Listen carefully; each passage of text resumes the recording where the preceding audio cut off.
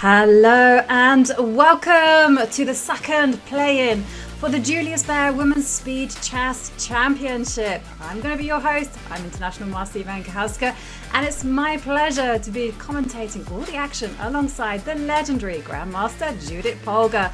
Judith, are you looking forward to that mad scramble from all the world's titled players into that one coveted spot for the main event? Hi, it's lovely to be here with you again. And yeah, I'm excited. I love Blitz myself, so I'm sure it's going to be a lot of fun. It's going to be dramatic, that's for sure. But first up, let's have a look at the stakes. Because these players, they are fighting for just one spot into the main event. What does that entail? Well, the main event, it is a single elimination bracket, has 16 players. 13 of those players are known already. 2 players, they are Polina Shuvalova and Anna Sargsyan. They've qualified via Titled Tuesdays. We already have Alua Nurman as one of our qualifiers from the play-ins.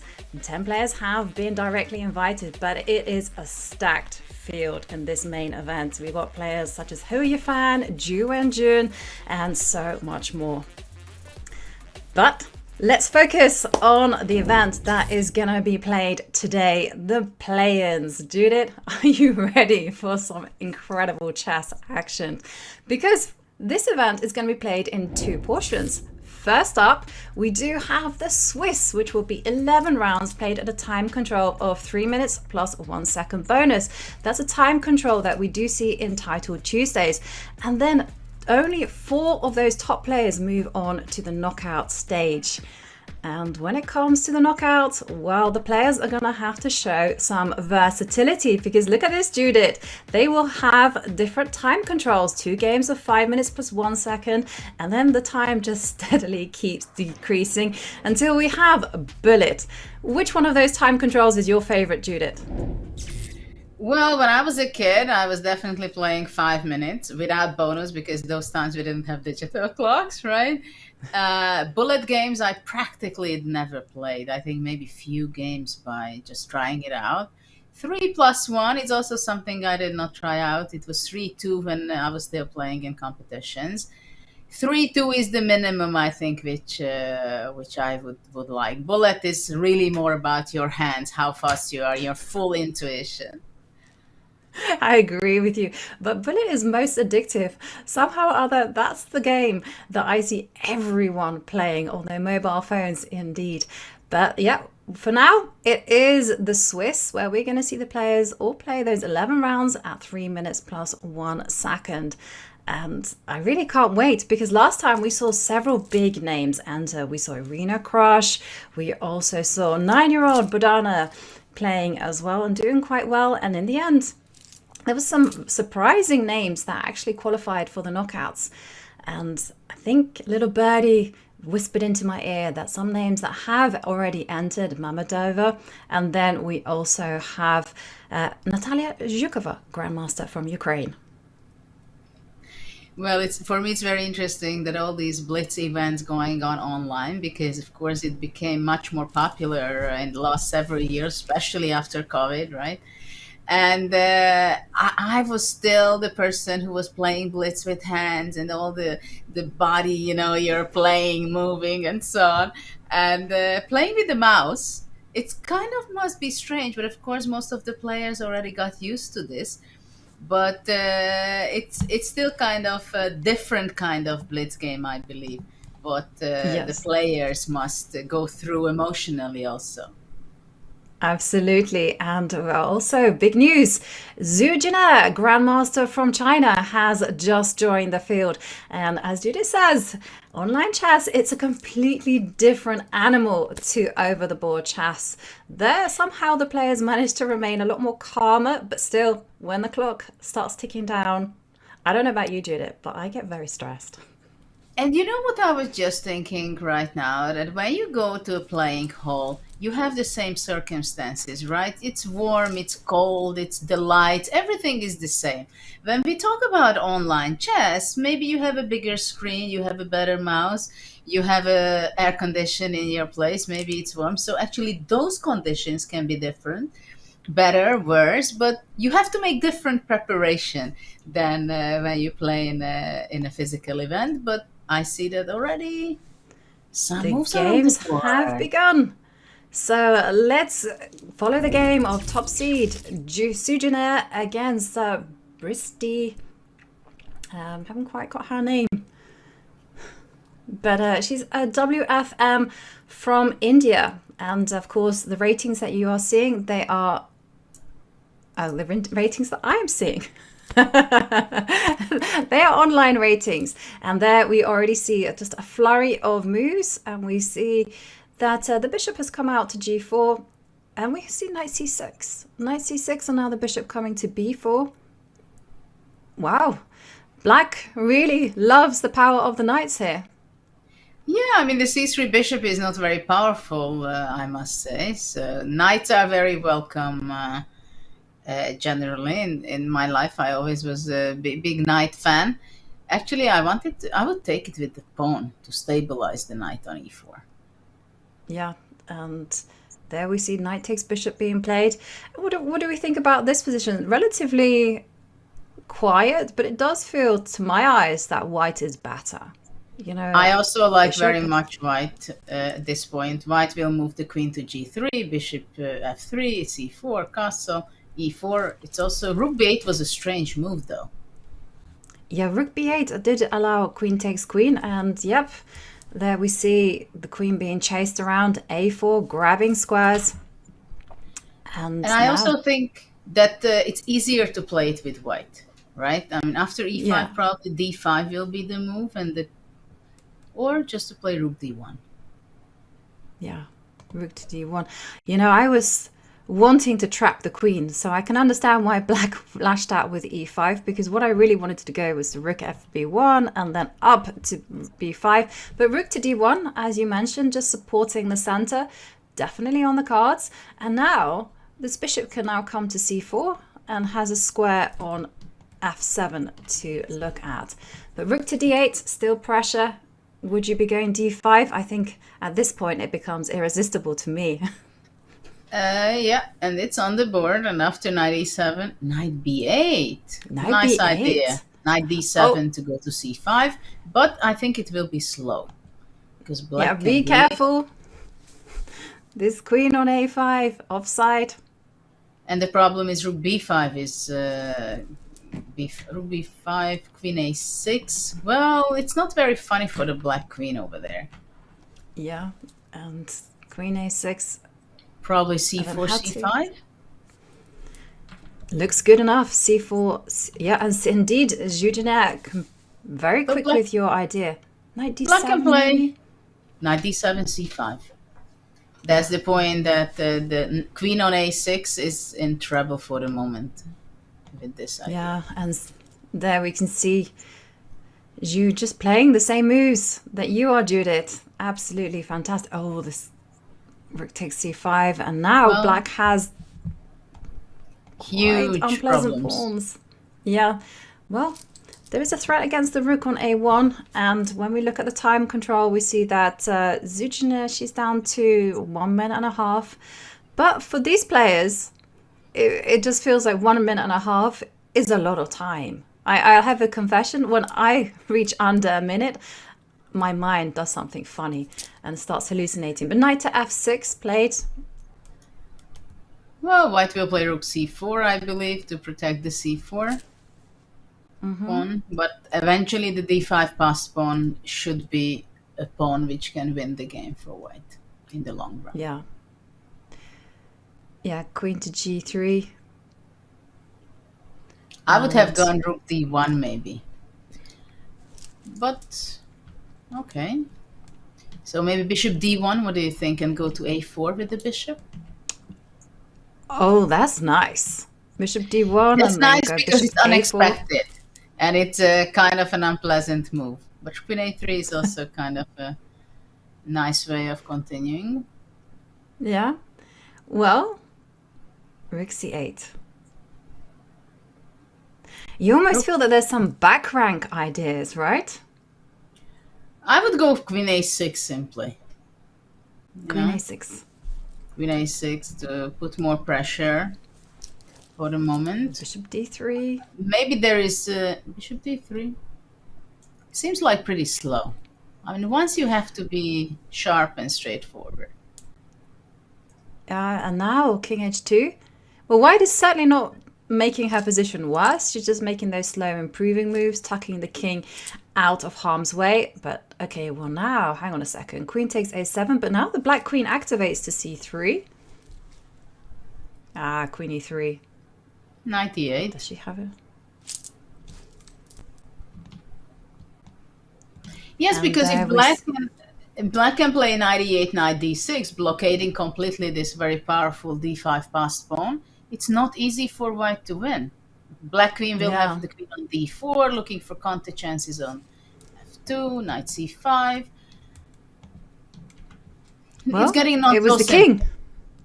No, it was the king that was used as a blockading piece, and the knight on d7 is a nice defender, and yeah, you called it, queen to d4, and all the while Zhu is getting low on time. Queen d4, king to Actually, it g1. can be very tricky. Can't black go knight c5 already? Well, hang on a second, queen takes e4, and the evaluation bar has just shot up for white, but Zhu only has 16 seconds, and she plays queen a7, but queen takes d5. I think she needed to go queen to b5, attacking this knight. And now black is winning. Yeah, and now black is a pawn up. Oh no.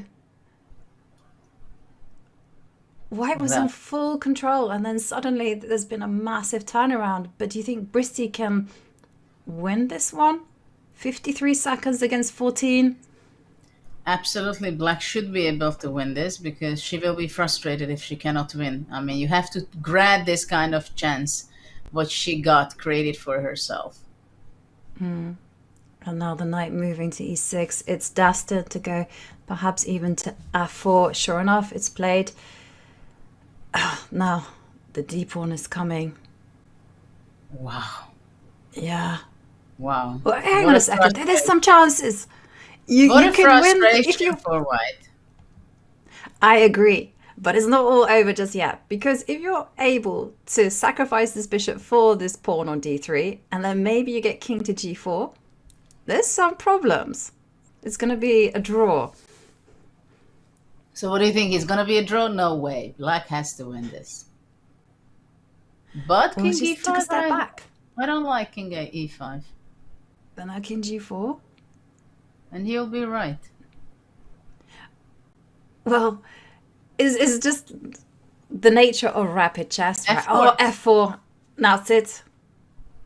Well, actually, it's a fair result, right? If it's a draw, I mean, white was pushing, winning for the whole game, and then blundered 2 pawns in one move. Yeah, absolutely. And wow, there we see Zhu Jin, the top seed, just held to a draw by Bristy Mukherjee. Wow, Bristy, there she was lucky at some point, but then at the end of the day, she did manage to defend resourcefully and secure the draw. But who do you think will be disappointed? Obviously, Zhu will be very, very disappointed by this. But do you think Bristy will also be somewhat sad that she didn't manage to convert the endgame advantage? Well, this is very annoying, I think, for white not to win this game. It's but you cannot take it seriously. I mean, you have to know that it's for a fraction of a second, your focus, your concentration is off. It's over, so move on to the next game. And talking about moving on to the next game has already begun. We're going to be following Gulnار Mammadova against Hong Nguyen. And here they are already in some kind of offbeat e4, e5, or maybe a Sicilian. I can't quite tell. Takes, and then knight c6, or knight d7. Maybe knight fd7. Having the pin, but e5 might knight c6. Yeah, knight c6. That's the logical way, but d5. d5, yeah. D takes c5. Okay. And Gulnár Mammadova, she's incredibly strong player, very, very good at blitz. So what I'm expecting, rook to d1. knight. Well, the big question here, whether the b2 bishop is powerful enough to cause trouble for black or unpleasantness, or black can go knight d4 at some point and block the b2 bishop. This is a big question. And black can go queen e7 just simply at this point, I think. Yeah. But knight d4 is what do you also think? tempting. And it's good for white. I mean, these are the moves you have to make, I think, in blitz. Make your opponent think. Knight d4, queen e7. Both are good. And then losing 10 seconds, let's say, on the way. Exactly. I like knight to d4. It's a tricky move. And whoa, she played bishop takes knight. I wasn't expecting that. I thought she might. But I think she preserve this didn't bishop. have a good square for the queen. That was the problem. Yeah. Okay. Yeah. Well, now the bishop on d3 is reduced to being a blockader. Knight comes into e5. I mean, And- black has a fantastic nice. position. Rook c8, rook c3. Oh, queen f6 only. Against f4. Yeah. Okay, there's a point to that. But I still like now rook c4, rook c3 is the outpost where black should be having the rook. Yeah. Rook c8 played. But now knight c4. Rook c- Yes. I will not allow with white here to play rook c3. No. Okay, well, hang on a second. We do have like moves like bishop h6, but okay, rook to f to d8. But white Somehow I feel like consolidated. bishop c4. I want queen d2 and f4 to control that dark square diagonal. But bishop c4 also makes sense. Some tactical vision on f7. Right. f4, good. Yeah. Oh, Jude. Now it just dawned on me. You want to do it immediately. I love it. I thought Okay. you want to go f4 immediately, but it's not so simple. Yeah, no, I did. I obviously want to push pawns, but yeah, I didn't spot that one. So queen to f3. You like to all big push threat. pawns and you like to grab pawns.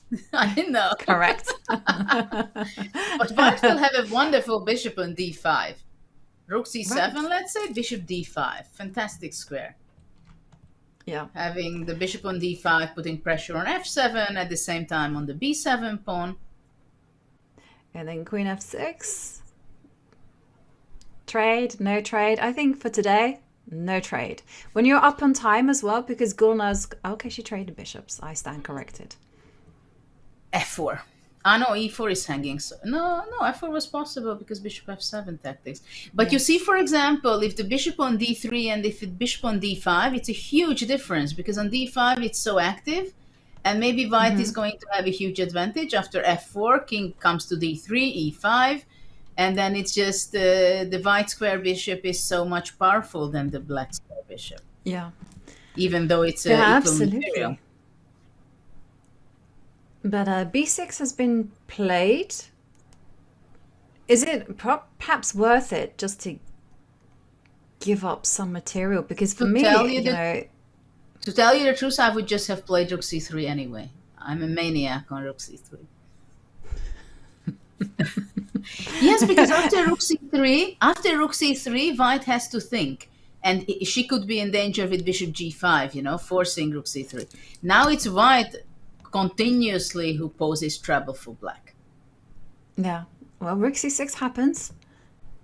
And, well, Nguyen, less than a minute on the clock. Plays bishop c6, rook to e6. Giving up the b-pawn, winning the e-pawn. And But now it I don't can know, be very somehow dangerous this one for feels black. like... It Yes. can be very, very difficult for black. Bishop will come back to d3 blockade and starts pushing b4, b5, rook b1. So from practical point of view, it can be dangerous. And now black wants to go maybe d3 and exchange rook a1. Yes. But bishop Just e7. highlight this big idea. Bishop e7. Yeah, bishop bad for e7. white.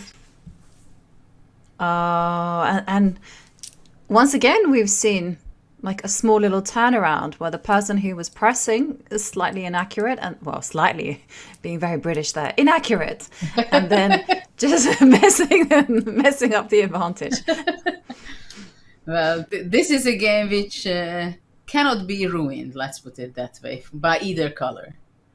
Yeah, exactly. Okay, so this one is Everybody- going to be headed. Everybody's Into on a the safe draw. side. Okay, so shall we move to a different game? So let's go down to...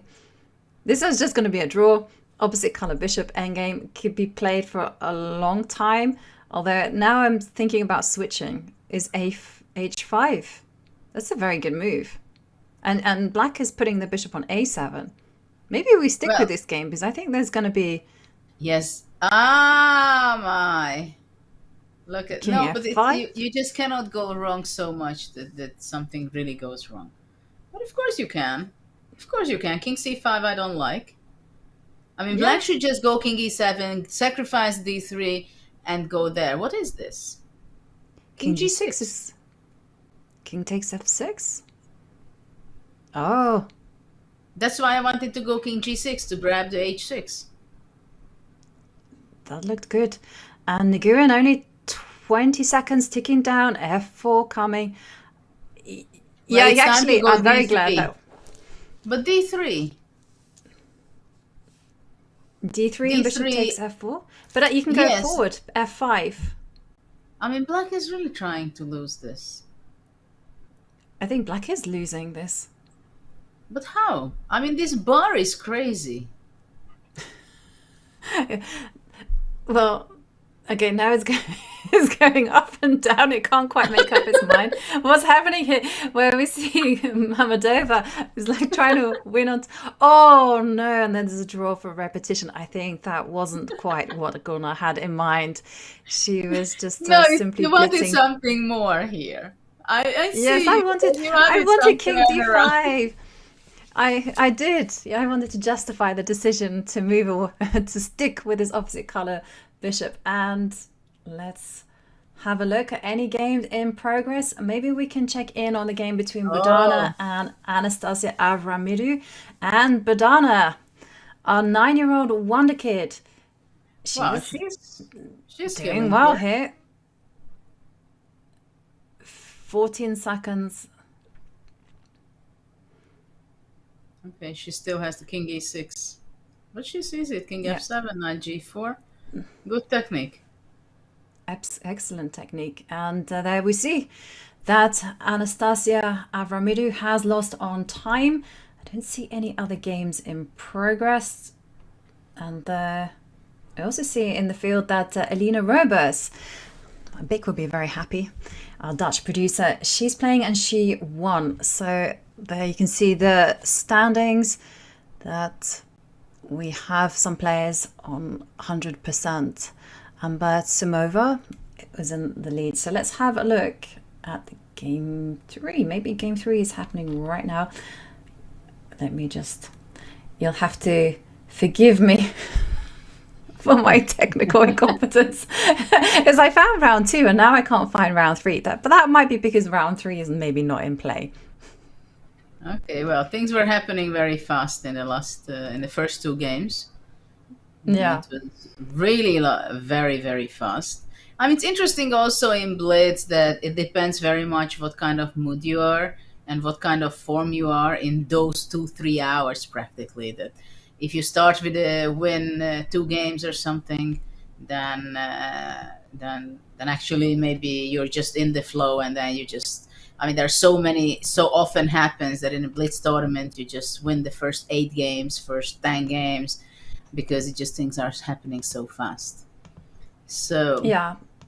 I'm just okay now. Okay, round 3 has started. I've managed to get that up, and okay, we're going to be following the game between Karina and Batsimova against Mai Nava.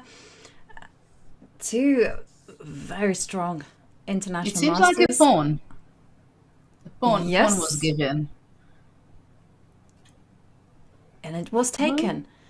Well, yeah, And and it's not poisoned. I'm afraid it's just a tasty sweet pawn.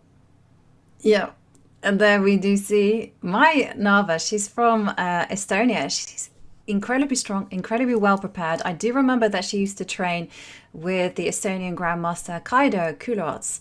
I'm not quite sure whether they continue that partnership, but very well prepared player. I've played her many times. Knight h5. Nice energetic way the way she plays.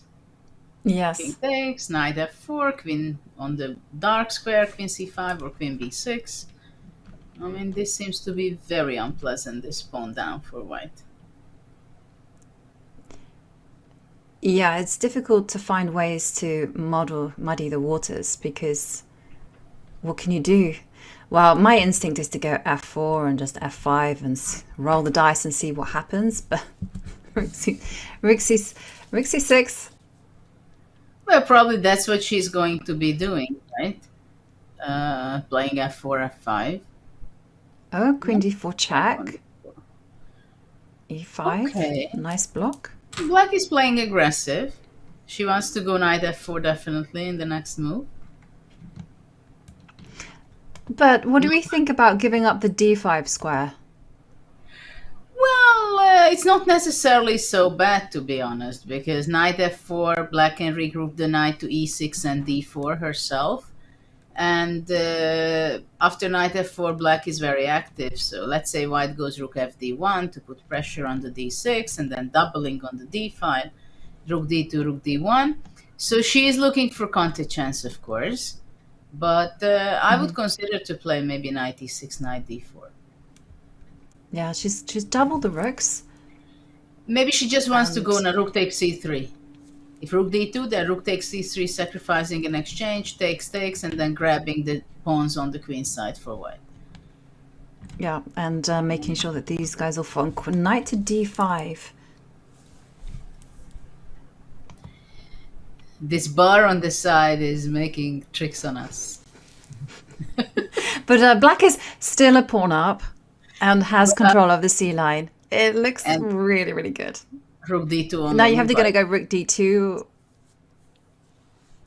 King f6. And now the king king e6. f. Exactly. Just hold tight here. And then you can continue with active operations on the c line. Yes, but it's interesting. For example, when I was a kid, I was very straightforward. I was like flashing out the moves. I would just go king f6, king e6, f5, etc. Just don't make any hesitation. Like that's sure I would come with the king. At the same time, a5 makes sense to not allow the activity for white to play b4, right? Even though b4 is an active move, but the rook on c3 could be. So it's, I understand a5 actually, so it makes kind of great sense. Yeah, well, b4 coming is a nice move, trying to initiate chaos, threat of b5, and trying to trade as many pawns as possible. I like it actually from White's point of view, what she does, because she wants to simplify and get rid of one pair of the rooks. And then let's say you see, black is not taking because she wants to bring the king eventually. In any case. And well, now she's going to have to take it, and now the king can come to e7. And okay, now the question is whether she plays rook c5 and b5, so to protect it from this side, maybe it would be the best. Because for white, actually the rook should be more from the back, right? So maybe I would go rook a2 now and try to go from a7. To look for counter chances. Yeah, and king f2, b5 happening. Yes, and both players now under the minute. But I like your plan, rook a2. But there is rook c7.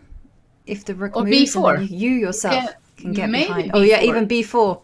Just I'm not 100%. And rook c, but maybe now you have to go rook c4, rook d4, because otherwise rook b5, king d3. Yeah, exclam. Yep, you got it all right. So rook c4, rook a2, and my playing a very nice game here. Full control. King to d6. Okay, now rook to d4 check. Oh! Yeah, rook c3, well, king c5. That's fine. Or rook a3. Maybe I would go rook a3 just for the fun of it. That's mean. Very efficient. But hang on a second, king c5, and you see the this is of course white is happy now. Rook f7, rook a2, king d3, a lot of activity for white suddenly. Yeah. Okay, now the question, where to put the king? King d3? D3, no question. Stop the king. No, don't even think about it. Forward. Well, Okay, king d3. Rook takes g2. And this is the moment where the players really have to maintain a cool head. And there you see the evaluation bar saying it's no longer winning for white, but the players don't know this, and anything can happen with no time left on the clock. King F, Well, king now it's c3. mouse game starts. Okay, The mouse challenge.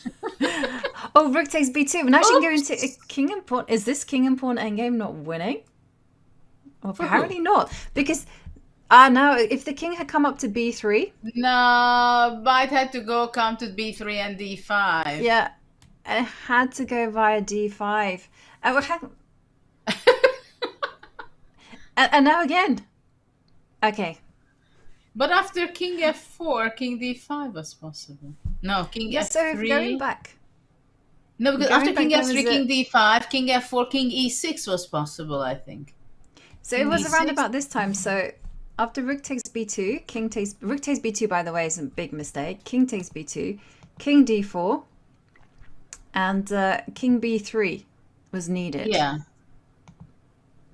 You needed to come here, and then after king e3, you just make that mad dash. Exactly. For And this because after king f4, king e6, you have to calculate one move further that you can grab the g6 and you're in time of queening the both pawns. Yeah. Wow. Wow, what a game in the end. And yeah, so in the end, okay, this one was just a win for Mai, but it was not without adventure. It looked like a very smooth game, but then, as soon as the clock hit down to its last seconds, it really is a case of just anything goes. Let's go back to see whether any other games are in progress. And looking at the leaderboard, who we see Mainava, of course, she's on 3 out of 3. Alexandra Matsevskaya is also doing well. Let me see whether round 4 is in progress. Let me just toggle between.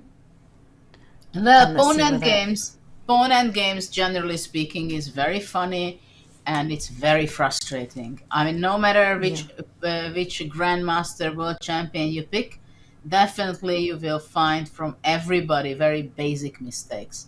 So this was not a huge, of course there were huge mistakes, but it can happen simply because whatever you miss, after you miss it, it seems so simple and easy, right? Yeah. Yeah, that's the thing with king and pawn endings. They almost feel like a different beast. Like you can start calculating them for 20 moves ahead. Yeah. And I happened to have that in one game of mine a long time ago. And then I just misstepped like so much down the line. It was just so impractical. But I was winning and then I lost it. But anyway, we have Alexandra Malsevskaya and she's playing Anastasia Bodnaruk. Anastasia got to the final in the first play-in before she narrowly lost to Alua Nurman. And Anastasia plays very aggressive chess. It's the most direct, and we saw her unleash all kinds of sacrifices and attacks on the first play-on. She'll be looking to see whether she can nab that top spot into the Women's Chess Speed Championship. It's interesting what happened here, that black wanted to exchange the black square bishop, and interesting that she put her knight to c7 to control the d5, and she did not go back to f6. And I guess the reason is because she wants to go d5 by any means, but also sometimes maybe keeps an option to play f5. Yeah, f5 is a spicy kind of move. Yeah, it's definitely enough to unsettle your opponent, right? Because after f5 comes f4. Yeah, but I think white would be just grabbing f5 and somehow put all the pieces on d5, liquidating. So white is what is first. white doing? f4. But I think king h8 is slow in such a position. Yes.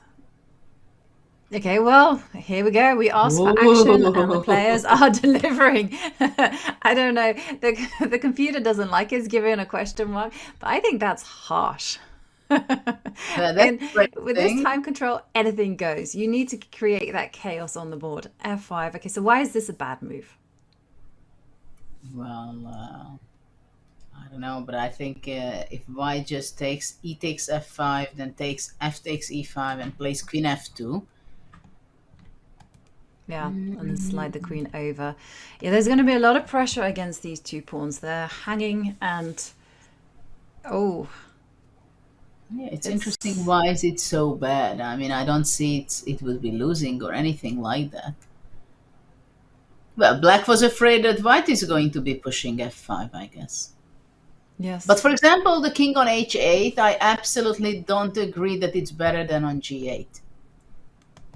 Okay, at well, this there you can see knight to d5 was chosen. I liked your idea of just capturing on e5 and then putting the pressure on that one with move to queen f2. Or maybe capturing on e5, just play queen f2, just to keep Yeah. the pressure, because Bishop takes. And now But I it's guess you kind of... it's kind of a safe play for white. Simplifying, put the bishop on d5. But I would be playing e4, trying to pour some concrete into the center and solidify And then everything. I don't know whether to do it bishop takes bishop or... Okay, I can see my instincts are not judged well by the computer, but I don't think that that's a bad move. Queen to d4.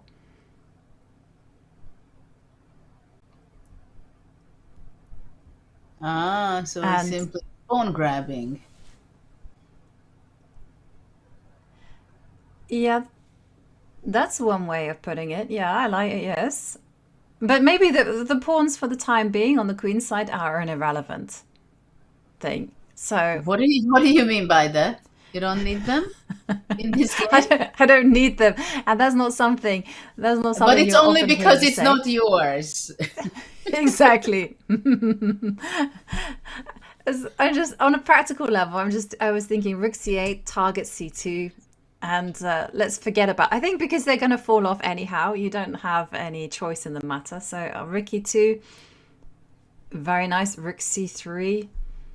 Maybe black But can set rook, up. rook d6. kind of- I just grabbed the pawn on d6, no?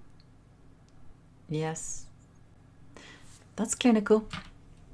Yeah, rook takes d6. What next?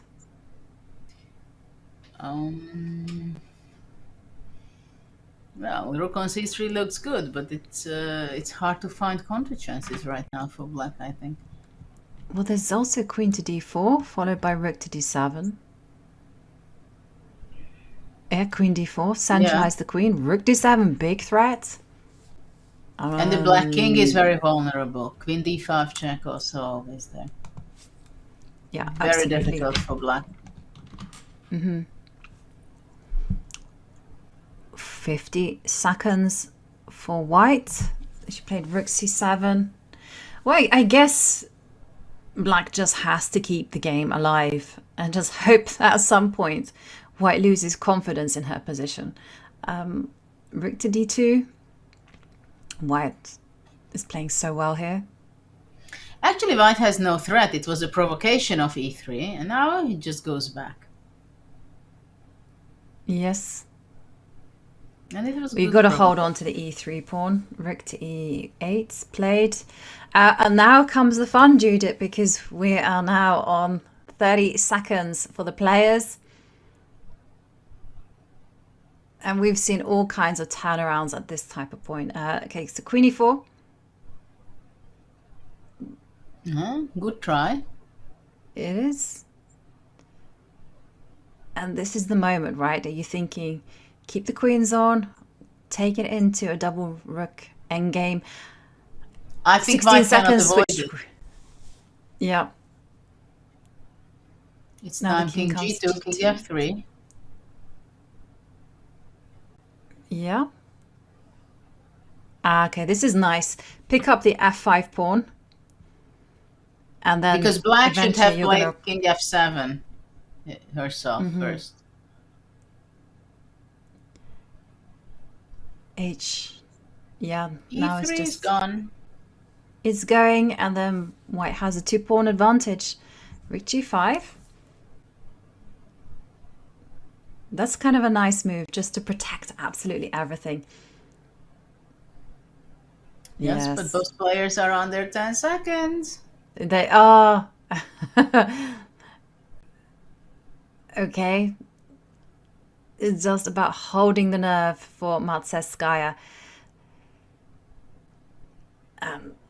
Okay, now it's going to be a third pawn. Tuck Wow. the king on h3, and it is game over. 1 second, and she's lost. And nice victory there from Alexandra Matsevskaya. Whew, Actually, she let's played a have a good look. game. I mean, she just played, made moves very fast in the beginning and waited until black is basically collapsing. I mean, she made the plan Yeah. f4, right? So it was active play. And there we can actually see the standings. We see that Maltsevskaya and Elena Robers, they're both on 4 points out of 4. Judiner, she did drop that half point as we saw in the first round. She's on 3.5 points out of 4. It's been quite the ferocious start, right? Full of adventures, twists and turns. Maybe we can look at the standings in greater depth. We saw Alexandra Matsevskaya. She just beat Anastasia Bodnaruk. She's in good shape. Elena Robers is joining her on 100%. And then we have Zhu Jiner, tournament favorite, grandmaster from China. She's on 3.5 points out of 4 and has to be one of the favorites to win a spot into the coveted Julius Baer Women's Speed Chess Championship. Then we see a whole load of players, including 9-year-old Bodhana Sivanandan. She is there in joint 4th place. Exciting round so far, Judith. And I think because it's been so frantic and it's been played at such a furious pace, we are going to go on a short break. But don't go anywhere. There are more rounds to come and a lot more action.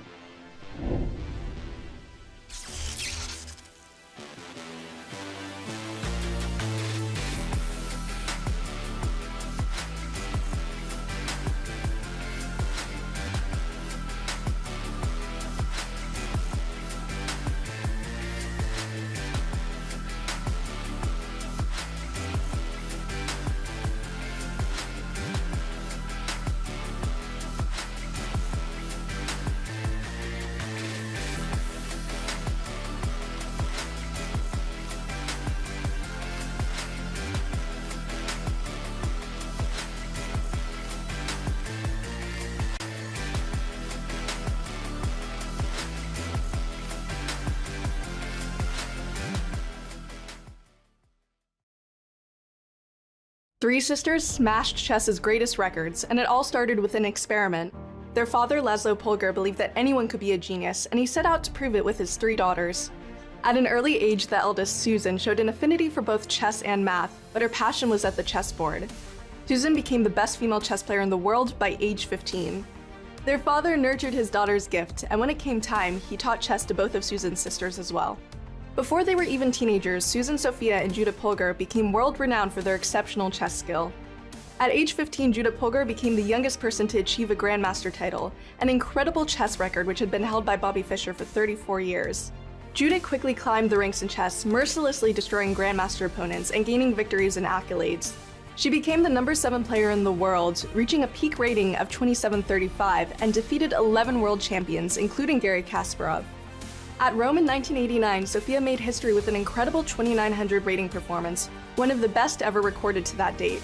She later decided to pursue other avenues than chess, but according to Laszlo, she had the most talent. These 3 sisters defied the norms at the time and became champions. To this day, they fight for equality in chess and continue to inspire the next generation. I try to be the person to help kids learn chess and through chess to be more successful in life. The Polgars left a legacy both on the board and in the world.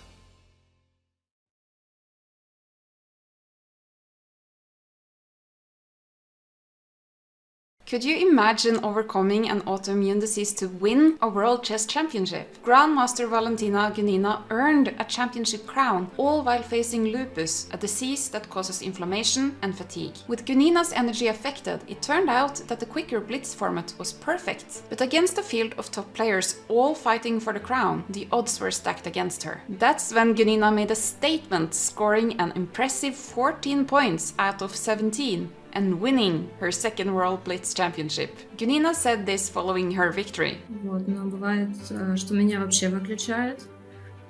Я все боялась, что, то есть может выключить на день, и я все боялась, что это как бы может случиться на шахматном турнире. Но на самом деле на шахматном турнире или на сборах такого не бывает, потому что как бы тоже отвлечение, оно как бы действует. With no signs of slowing down, Gunina has shown the world her strength.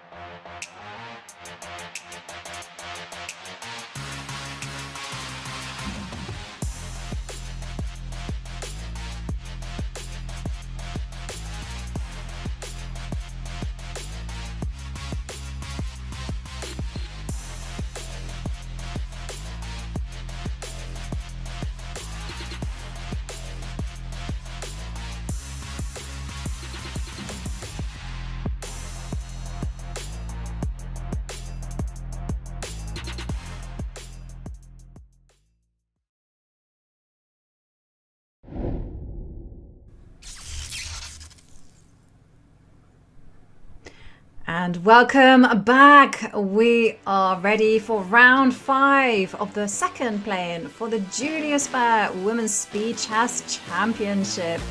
4 rounds in and we've been treated to a lot of thrills and spills, and Judith, wasn't that a performance from our players? Let's remind ourselves of the standings so far, because we do have 2 players who have a perfect 100% score. We see Alexandra Maltsevskaya from Poland and Alina Roberts both on a 4 out of 4. Then we have tournament favourite Julius, Grandmaster from China, 3.5 points. And a lot of players on 3 points, including 9-year-old wonder kid Bodhana Sivanandan. Wow.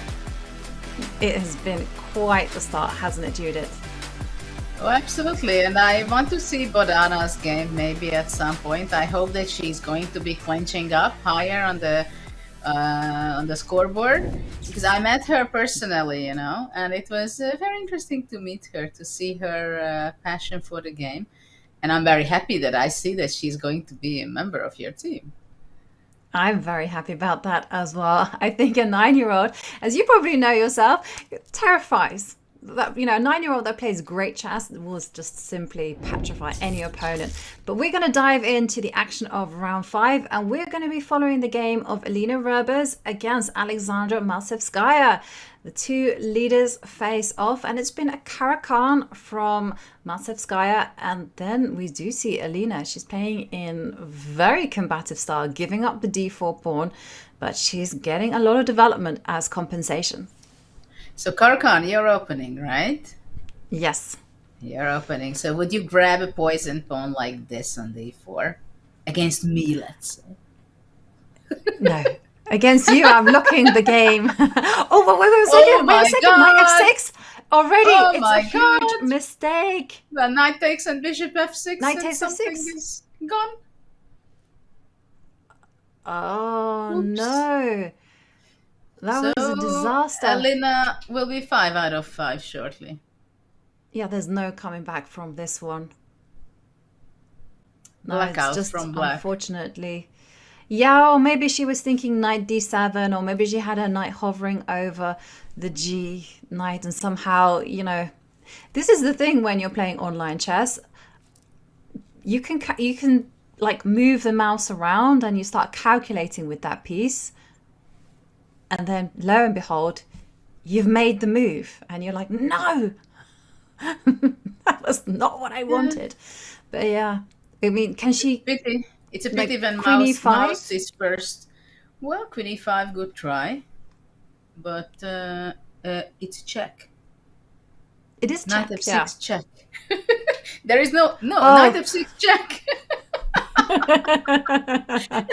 New rules, counter check. And you can't even try it either as well, because this kind of stuff's not allowed. Over the board, you might be able to get away with it. But yeah, well, that was a disaster from there. You see, The Alexandra shortest does game resign. of the event for the moment, right? Yeah, let's move down to the game on board 2 between Zuzina against Karina Ambatumova. And here we go. Full flow. Black is a nice pawn Okay. center, but big But time not a very difference. nice knight on a6. No. I agree. And it can't really get a good home either. Queen Some b6. cheapo I'm tricks immediately will looking be at- showing up. Some knight g5, knight h5, I don't know. Somehow. Rook fd1, grabbing something on d5.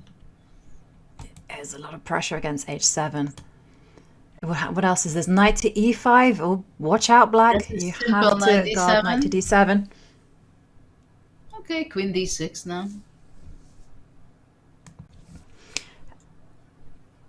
Maybe knight to g4.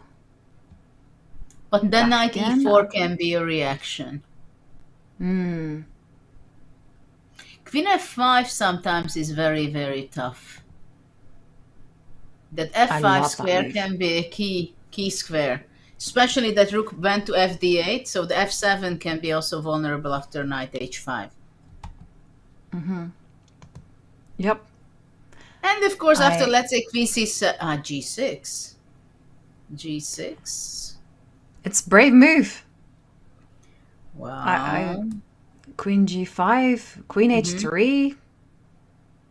Also tempting. I would go queen g5. Just Me for- too, because I love it when the queen is sniffing around. And you its know why? enemy Because king.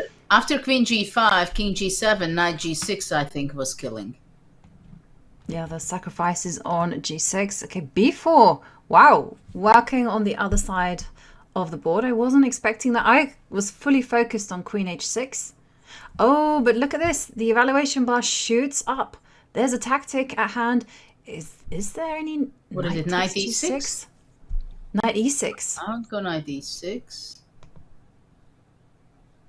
Is there some sacrifice on here? What is the move? Oh, okay, I just checked. It was bishop takes g6. Now, that was a hard find. The problem is I still don't understand bishop g6. Yeah, and if it means if neither of us can understand and we only have no. seconds. I understand. Yes. Because the queen moved from b6, so the e6 square was vulnerable. That's why it worked. Yeah, well, now Black has Well, a pawn up.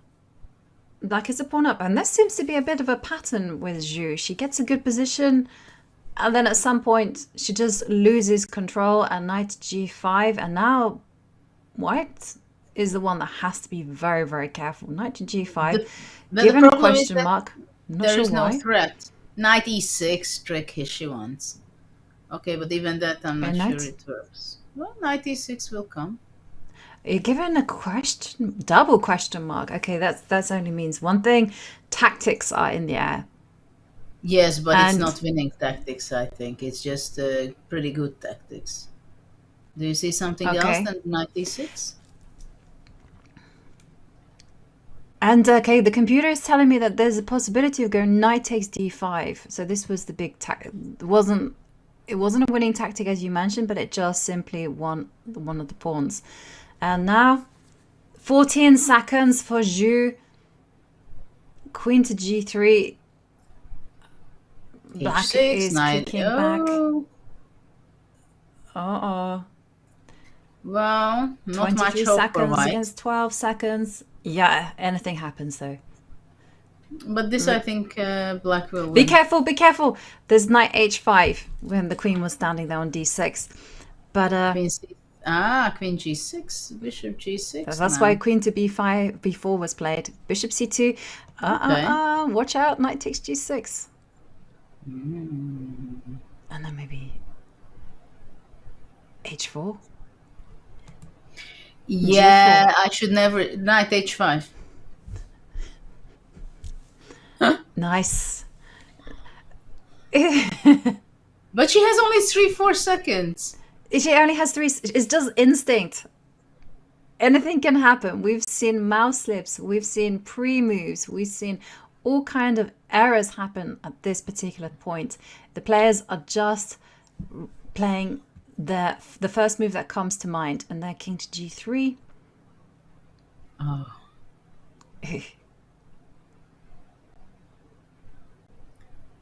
Wow.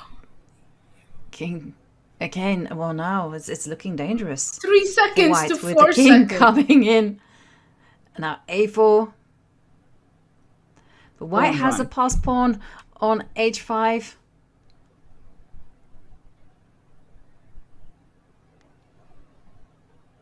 King goes to b2. a3. Rook b1, king c3 back. Bishop f7, bishop g8. Yeah. What a nice draw. It is a very nice, it's very poetic, right? Takes Both- bishop f7. Interesting. Bishop f7 was not. Whew. Okay. But interesting love. White declines. Okay, now comes the draw. Seconds. Wow, what a game there between Zhu and Karina. A hard-fought draw. The middle game was definitely in Zhu's favor. I like the way that she coordinated her attack. And there was a big point that I saw. There was a massive tactic of bishop takes g6. Maybe we can quickly revisit that one. Yeah, because I think it worked. Where now I A need little to bit locate. back. Little bit back. Yeah. Yes. Yeah, It if I was move before. after queen takes instead of b4. capturing. Yeah, here. Yes. This is the moment where there was a sacrifice. You go knight f takes Here. g6. That's what my instincts were drawn to. But bishop takes g6 apparently is just killing, because after h takes g6, now you takes go G6. knight f takes g6. takes. You got this deadly threat of queen to h8. And if you do capture, well then Then queen to queen e6 is And going this to is the end in problem because the checkmate. queen was on b6 covering this square. Yeah. Okay. Woo! And definitely, that was quite the tactical shot there. So let me just see whether round 6 is in play.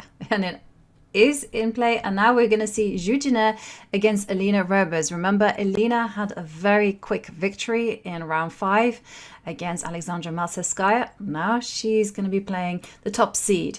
And what do we think about this? Well, this is a very, very big match, I think, of this event. And look at that, Elena plays so fast. She just spent several seconds of the game, and she almost has a minute advantage. And she has a pretty good, reasonable position. I mean, apart from all this I mentioned. So, which is not neglectable. Yeah, Took on she has a d5. nice. Yeah, Very now strong strange. center. Okay, and probably And now- she wants to go b4, c4. Okay, c4 played. Now maybe bishop, well, castle. Well, now white can go c5 even. Yeah, that's what I was drawn to. But instead she's chosen to attack the rook on b8. What next? It's a question why bishop f4. Because the bishop on e3 stood extremely well, having the focusing on the b6 square, which was for the moment not possible to occupy because of the b8 rook. But yeah, rook b7 is possible, rook a8 was possible. c5. Yeah, rook b7, the question is c5 and the a6 pawn can be. Yeah, I was I looking like- at just going c6. I like your c5 But a b4 lot. But after Yeah, b4, b4 d takes played. d4. And now Yeah. black has relief. Rook d7. Rook d7 quickly played. Yeah. And yeah, it's a E2. big lead in time for Alina. Queen E2, or how to defend A6. That Not is to defend. Knight D5. one does not defend such worthless pawns. No, the bishop goes back to G3, and no, yeah, okay, carry on the counterattack. No, White has actually a fantastic position, having his her knight on C5 in a second, in the next move. A5. Okay. Now it comes. The rook on D7 has to move probably to A7 now. Yeah, that's never. And now B5. Push. Yeah, B5.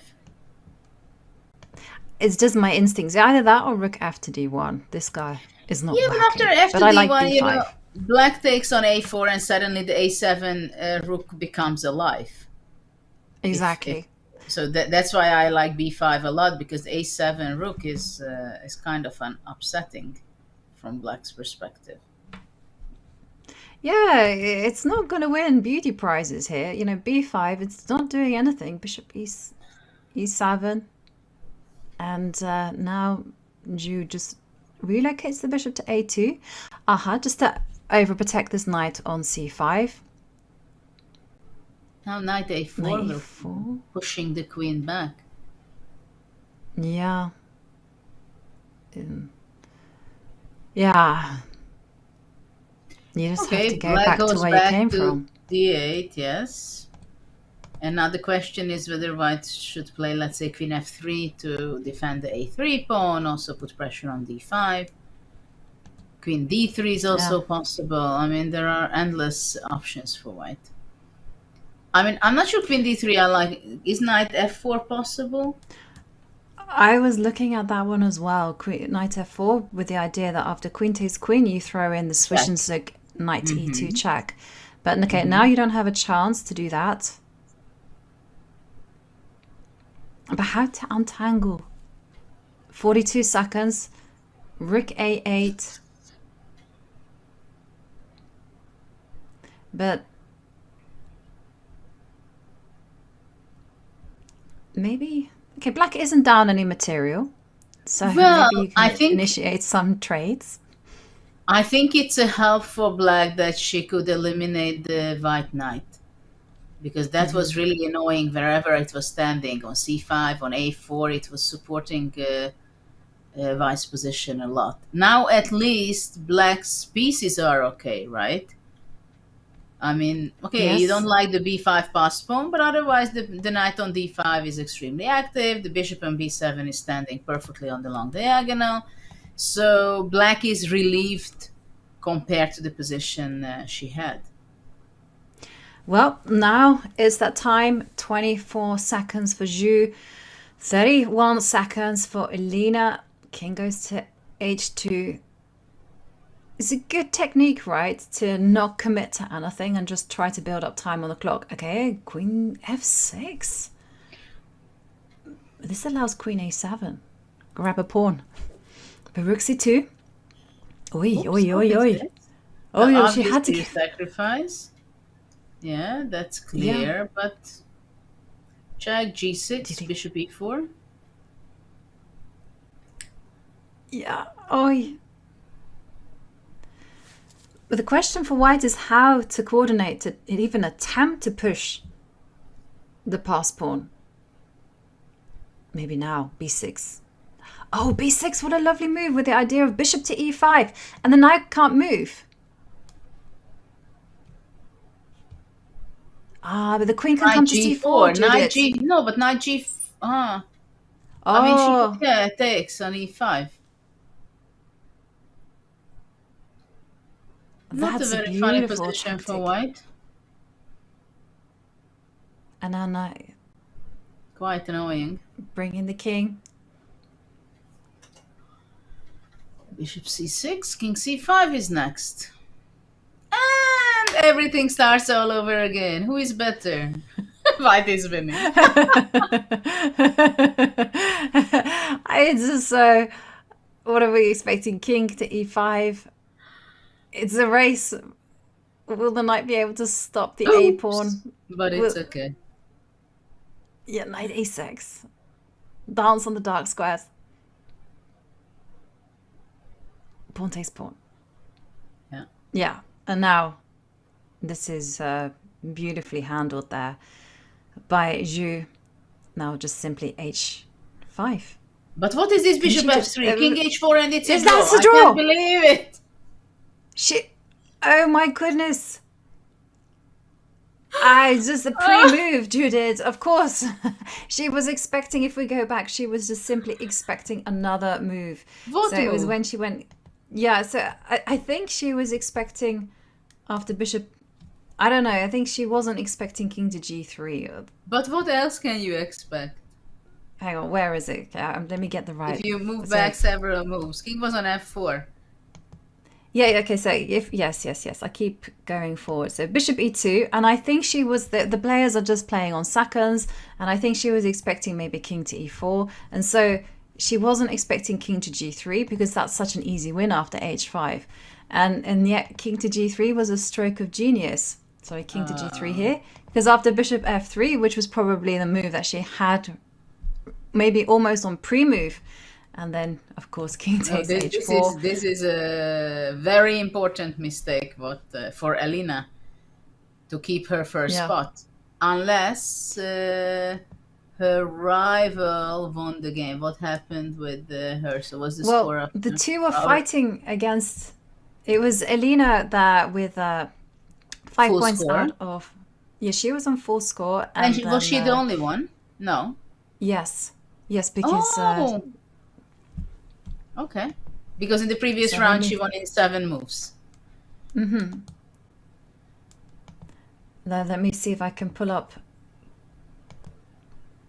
games round 7. Just going to It's going to start. Round 7, Aha. right? Yeah, okay, maybe we're just waiting for it to start. Or it could be I haven't quite found it. It's one of those two possibilities. But yeah, that was, once again, that was quite an eventful game. But actually, Jin Nair, she outplayed very nicely in the opening her opponent. So actually here, it was a very nice way. Some of the moves in the opening towards the middle game, she made some very nice way of taking the advantage, and then she misplayed it towards the end game. But otherwise, there were some nice moments in the game. Yeah, it was very impressive the way that she was surprised in the opening, because when we joined with maybe 10 moves being played. Elina had gotten in the opening surprise. She had a nice time advantage, and then suddenly she managed to turn around. And I can see that the round 7 games, they're about to begin, and we'll follow the game between Elina Rebus and Mai Nava. And there we can see that she's an ambitious player. She's a straightforward lady. She certainly is. And now we have one of these, what do you call this type of Benoni type? Oh, yeah, but the The pawn knight instead on of C3. e4 is on c2, right? Mm-hmm. Knight a6. Well, we can feel that she's a tactician player, so she's going to be playing a6, b5, rook e8. Let's see how Elina is going to be the sole leader right now of the event. Yeah, a6 indeed on the board. Interesting enough, because Mai has definitely in our encounters, she's always gone for like Slav, Queen's Gambit decline setups, but here she's going for a completely different approach. B5, rook takes b6. Here I always like to go rook a2, just for fun. Get my rook out of potential harm's way. Oh, no, b3. Be careful. That's a brave move. Very It is a brave unexpected. Very unexpected at this point. I mean, knight h5 maybe. I would just go knight h5, push the bishop back to d2, and after that look around. Yeah, well, she didn't do that. She didn't go knight h5. Instead, she retreats the rook to b8 without queen to d2. And now White can say that b3 was not such a big mistake, I think. Right. And I always liked trading off the dark squares. Bishop just to soften up Black's king. For me, bishop h6 is a standard. But bishop c4, okay, yes, of course. Pawn on d5 is hanging. Not anymore. Yep, now it's being reinforced. And then queen d7.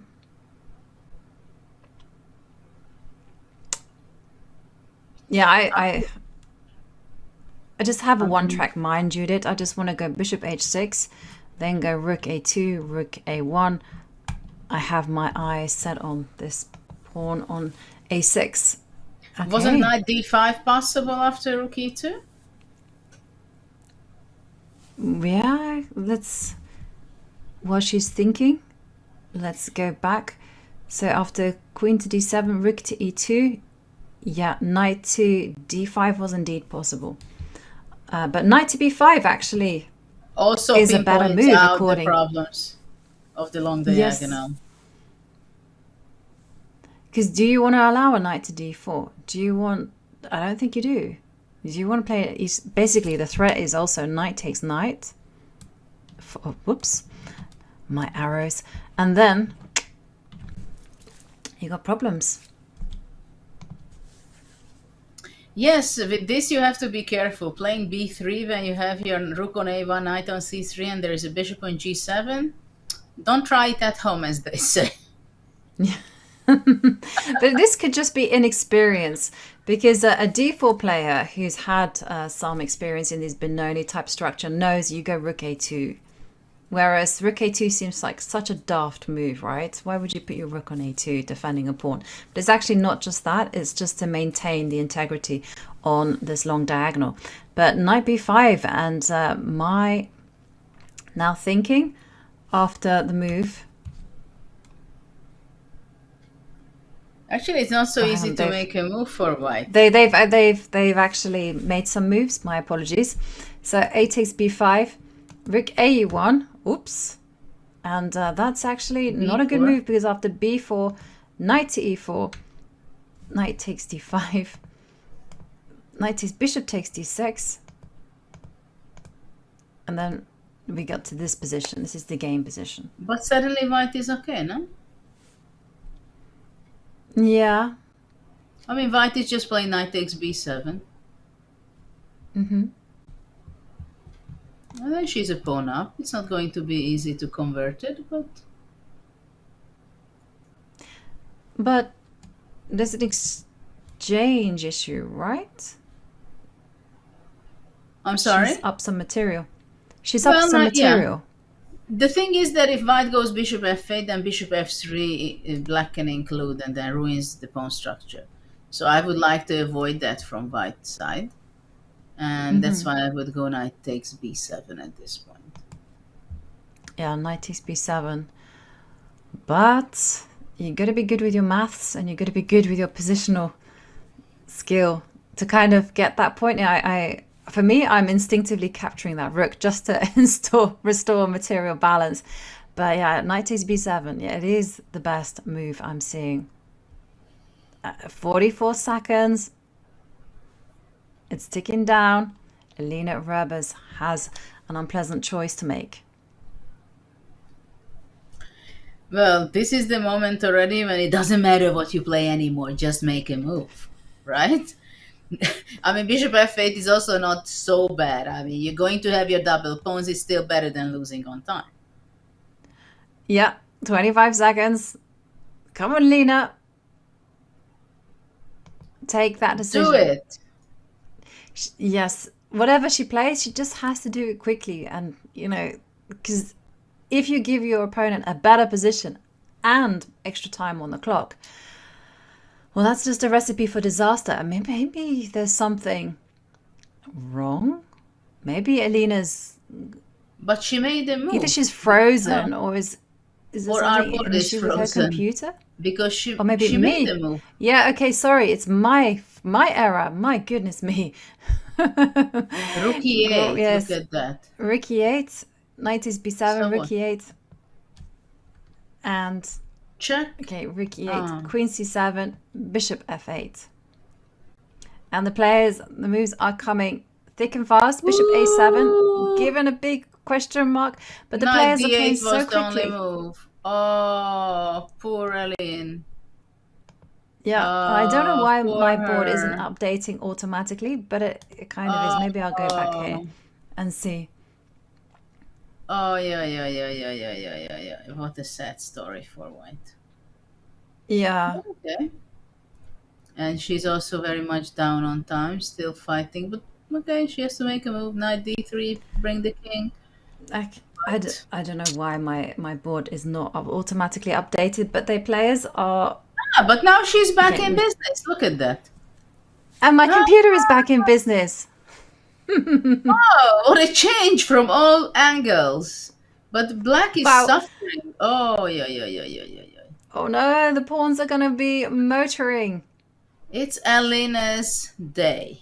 As we talked in the beginning, if you have a good few hours and you start winning, you may just stuck there with winning game after game, right? c5, and she's gonna win this, no matter whether She's it's going to 4 win seconds. this. She went on time and on position. She did. Wow. Yes. Wow. What a turnaround. But yeah, let's go back because I had some issues with my board there and just kind of see Wow. like where the action happened. So okay, so we had wow. Okay, so that was already where do you want to see Judith? Well, I don't know. Here, black made a double question mark, right? Just blundered the pawn on b4 by playing f5 Yeah. in this position. So she just had to take on d2 and rook b6, and the game is winning. But after this, already Yes. white is getting back into business.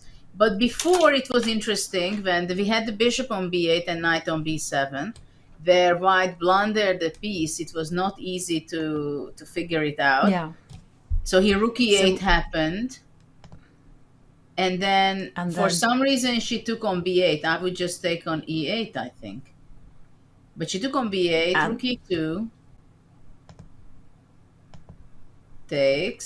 Check on And then d8. queen to d8. Well, And then probably here instead of this is d8. rook e8, queen c7, and then bishop Yeah, but f8, here and this it's was the very tricky. moment. Yes, because knight d8 was the only move, I believe. Yeah. Or maybe not the only move. Knight to d8. Yeah, no, knight d8 is Yeah. the only move. It threatens queen takes f7. Yes, And because bishop to a7, it's a big mistake, yeah. I mean, rook e7 was a threat and she fell into it. But still, I think she's a leader right now, Elena Roberts. Right? She 6.5 is a leader with points. 6.5 out of 7, and she's leading 1 point ahead of Matsevskaya and Anastasia Bodnaruk. And Zhudina is there with 5 points out of 7. She's in a big pack. And do remember that it is the top 4 players that move on to the knockout stages. So I'm going to find round 8, which is now in progress. It's between Anastasia Bodnaruk against Elena Roberts. Will Elena run away with it all? Well, this 1 is the point point ahead. already that 4 rounds to go, right? So it would be very... Oops! Look at that. Look at that. Oi. Look at that. Wow. Setting a piece up. I mean, Alina is a person who is quite lucky from this perspective that it's again move 5 and she's winning a piece. But her opponent will not resign yet. This time. No. wait one second. No, this time you can fight it out. We've all been there at some point where we won a piece very easily or won some material very easily and then somehow made a meal out of it. So here, d6. White's trying to get that compensation. Yeah, but b4. So your knight will be not b4, not to push back. Oh, no, this was black should have played b4 to push back the knight to b1. Yeah.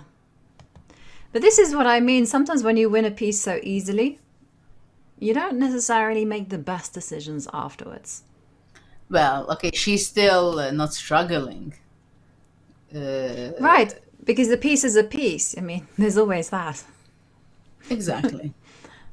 H5, Queen E2. Well, if I were Anastasia, I would be quite happy with this particular pawn chain. Okay, so H4. And seeing after move 5 that you blunder, compared to that you have a position of heaven. Mm-hmm. Right? And knight E4, Yes. bishop E3. Now B4 comes. Okay, where to go with the knight? Knight A4. Start targeting C5. Yeah. You got nothing else to lose. Yeah. Doesn't look so bad anymore at all. Mm-hmm. From practical point of view, I think she certainly has a lot of chances. Of course, if you would play against the computer, it would be very slim chance. Okay, so Hang on. Bishop B5, knight D3. All calm, all good. okay, it was about time to play knight H6 to F5. Bishop E3. Well, still some fighting. Still some fight left in this position. Bishop C5. Knight C6 back, finally. Yeah. I can see this potentially going wrong for black. You know, I can see in one universe black castling, white going G4, King G2, Rook H1, some funny business. Okay, F6, challenging the center directly. Unexpected.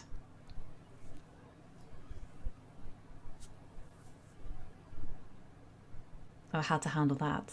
I'm Well, sure Bishop F6 is E6 kind maybe. of a brave move, to be honest. Yeah. Bishop B6. I'm sure she blundered that. But is it such a big deal? You just move the queen Well, somewhere. when you have a piece up, you can afford many kind of mistakes until a certain point, I believe. You still have a piece up, right? Yeah. E takes.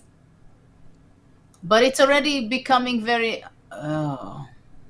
it's becoming already Oh, hang on a tricky. Like, second. I can visualize things, right? Knight G5, F7, checkmate, let's say. Yeah. It's kind of getting tricky. It is getting very tricky. Why not try for that? No, because D6 pawn is hanging. So, okay, you got to hold on to that one. Then maybe put a rook on D line. And now knight D6. I don't know, knight takes D6, F5, go for it. Knight takes F5, knight to Take G5. Yeah, I was liking knight to E5. Go for the G6 pawn. But now knight F7. Now, what about your move? F5? No, that's giving up a knight. What am I on about? Oh, that's the least the problem. F takes G6. Maybe it's already time to go F5. Oi, 33 seconds. And this position is absolutely wild. Wow, you could go F5, just throw No, all but caution to the wind. go King F5, H1. you know? No King G1. F5 in such a position. That's what you have to go. I must admit, I did not see knight takes knight. No but problem. Just have the pawns. Yeah. Yeah, Okay, but now black let's. stabilized. That is true. That is true. Not much But to be when you done only here. got 22 seconds, you just have to play coffee house chess. Go forward. Even bishop 17s. G3 is there. Yeah, I feel you. In fact, it's coming right now because if you take it, we are going to get some. Look at that double exclamation point. Because if you take it, you're going to have problems on the H line. And now it's a rook. It's Alina's day. Yes. Grab the A2. Now H3. H3. Also good Queen B7 next. 8 seconds for Anastasia. Queen B8 next. Yeah, that's ruthless. Rook takes A2 is something that I would have done as That's well. also not something that I would blame you for not for doing that. Yeah. I have to admit. Yeah, and now the rook is also going to be falling. Yes, Check, and check. E6? Why not queen you b7? see 6? What is that? Yeah, give a check. She wanted to surprise Okay. us. No. When you have a massive material advantage, everything is going to go your way. Okay. And there we see Wow. checkmate there from Alina's. And Alina's, well, she maintains her lead. 7.5 points out of 8. Oh, goodness me. What an event. Also, we can see, let's take a look at the standings because I was trying to work everything out. So let's go there. Check out the standings after 8 rounds of play. It is looking like it's Alina's day as she moves to 7.5 points out of 8. That's an amazing score. Mainava is there with 6 points, and Karina and Bartisamova also joining her in Shad second. Then we have a 3-way tie for 4th place between Alexandra Masevskaya, Anastasia Bodnaruk, and Bristi Mukherjee. And shockingly enough, top seed Zhuzhina is there in 7th place with 5 points. Amongst others, 9-year-old Bodana Sivanandan. Let's check out whether there are other games in play. I'm getting notifications. I think it was the crucial game not to win the game against Alina.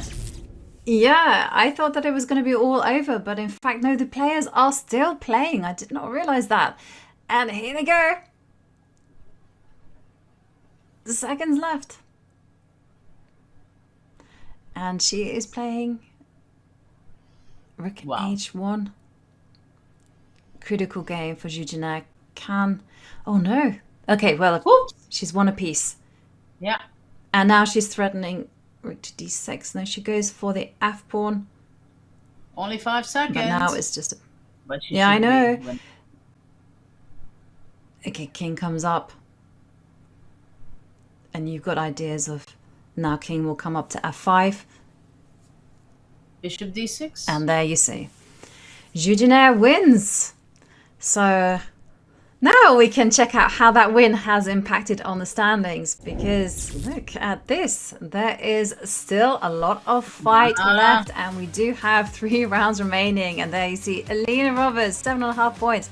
And Zhuzhina joins the tie for second with 6 points alongside Mainava and Karina and Bartisamova. And now Veronika Shubnikova is there with 6 points. Woo! It's been an exciting 8 rounds so far. Absolutely fantastic. So many twists and turns. I keep saying it, but a lot of adventures to be had. The players look in full control, and then suddenly when the clock runs down to the final seconds, anything can happen. But what are you thinking so far? What have you thought so far about the action, Judith?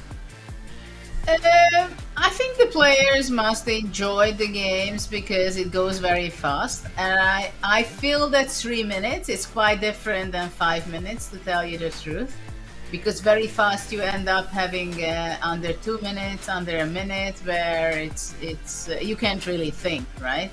I mean, usually you pay your price if you spend a minute for a move or something, but I see that you can follow that some players, they have good moves, but it's very clear that Alina's found friendship with luck. Let's put it that way. It certainly does look like it's Alina's tournament so far. But we're going to go on a short break, but don't go anywhere, because we will be finding out after the break who are the players that are going to be qualifying into the knockout portion. Remember, only one player will qualify for the main event, and that will happen. We'll find out who joins the knockouts after the break.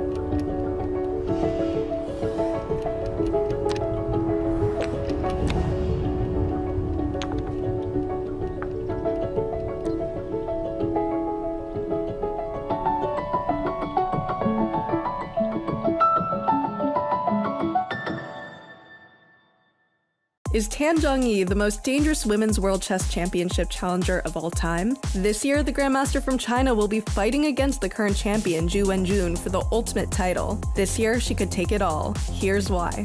Zhongyi has experience on the throne. As a former women's World Chess champion in 2017, she's familiar with the high-pressure atmosphere of the championship. Her performance in the candidates was phenomenal. Not only did she win the right to challenge Zhu Wenjun, but she beat out her competitors by a full 1.5 points. Zhongyi is in top form, and that's obvious by the quality of her games. Against her strong Grandmaster opponents, she immediately distinguished herself from the rest of the field due to her high accuracy. Her match against Lei Tingjie ended in victory with 97.2% accuracy. And against Vaishali Rameshbabu, Zhongyi claimed a victory with an impressive 96.9% accuracy. With an almost flawless performance, the current women's world chess champion has her work cut out for her if she wants to defend her title against Tan Zhongyi.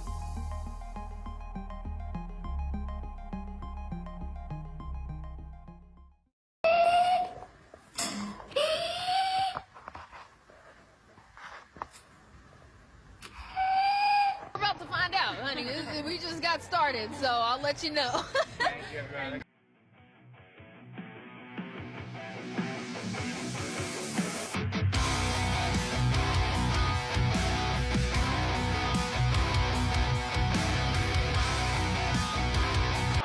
the rebounder, Richardson. Still an opportunity with a minute to play.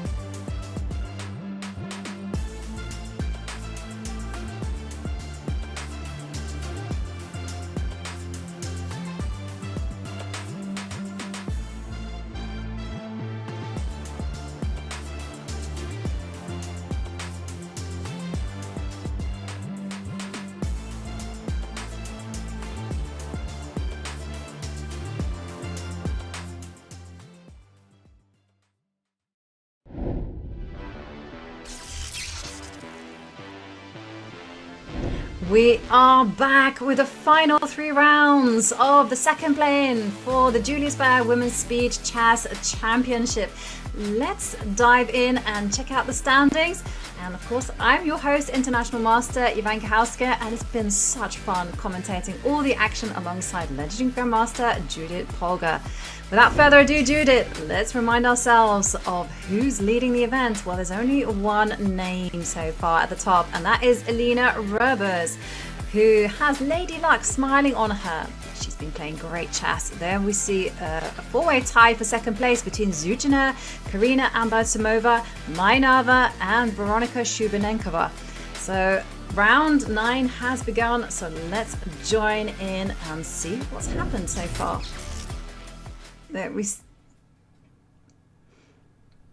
And here is the game between Karina Ambersimova against Elina Rubers. Now, this is a very important game for the standings, especially for Karina, because top 4 qualify for the playoff, the knockout section. And if she manages to pull down Elina, well, then still it is a free for all on who qualifies. And E5, Elina carries on playing in her robust, very bold style.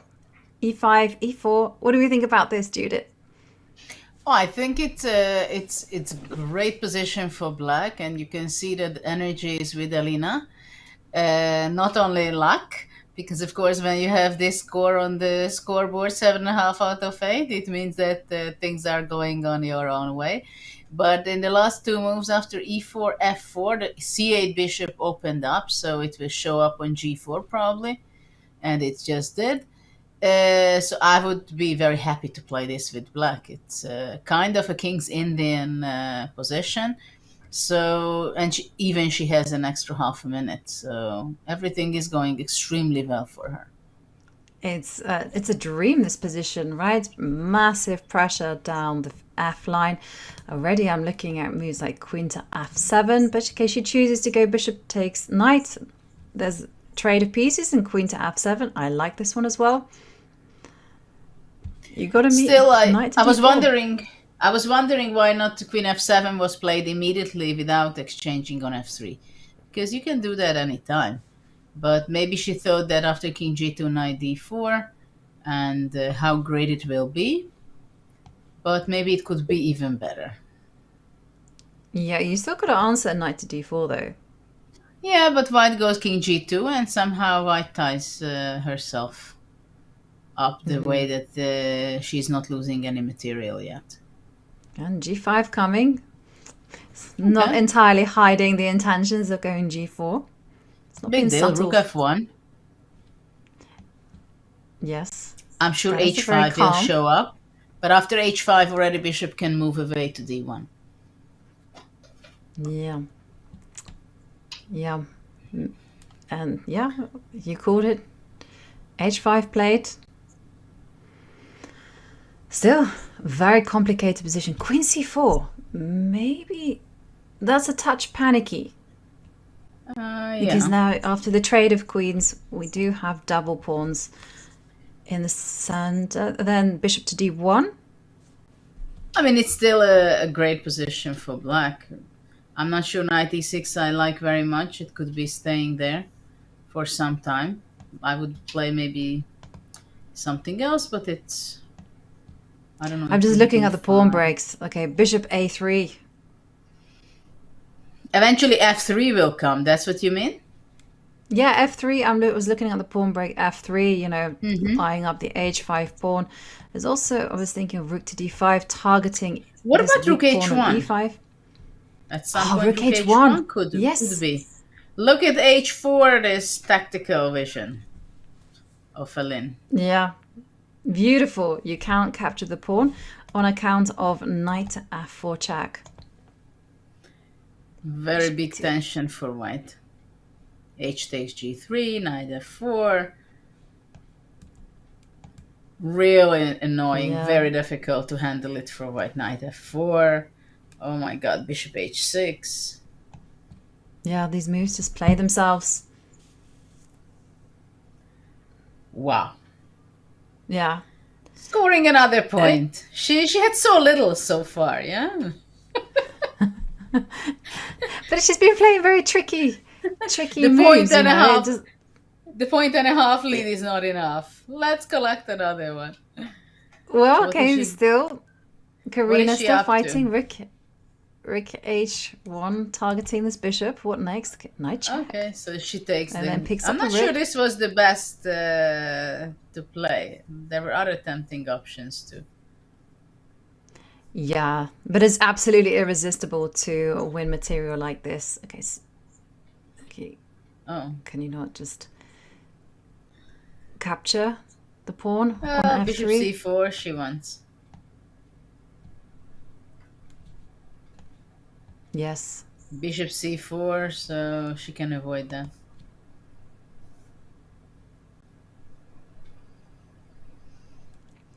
And what about just throwing in a check? So king to g7, nice. Maybe preparing the rooks coming up against this weak pawn. Okay. Dive down. Okay.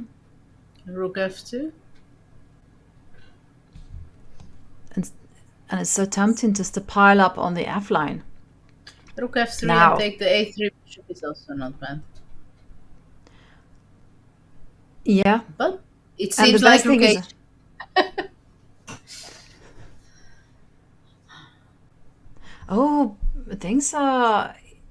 Maybe black can try bishop d2 followed by bishop f4, set up a mating net. But this is not so easy, Judith. Wow, what do you mean it's not so easy? Yeah, I mean, white's pieces, they do defend all the points. But Okay. but there is not Not for enough long. of them. Rook h2 grabbing here and there. Yeah, okay, well, a nice online type of move as c6, of course, wins that pawn. 2 seconds on the And- clock and no pieces left on the board. Not a very good combination. No. And then, okay. And this one is just completely winning for Alina. And she will move on to an incredible 8.5 points out of 9 with this. And that's it. Alina Roberts wins. I think she's already secured herself a spot in the knockouts. And I can also see that Zhuzhina won her game against Veronika Shubenkova, but there's still a game going on between Nguyen and Alexandra Maltsevskaya, and it looks like the Vietnamese player is winning this. Well, yeah, it will be hard to avoid it. Yeah. Nothing to be done here. Well, still some little technique is needed from white. Ooh.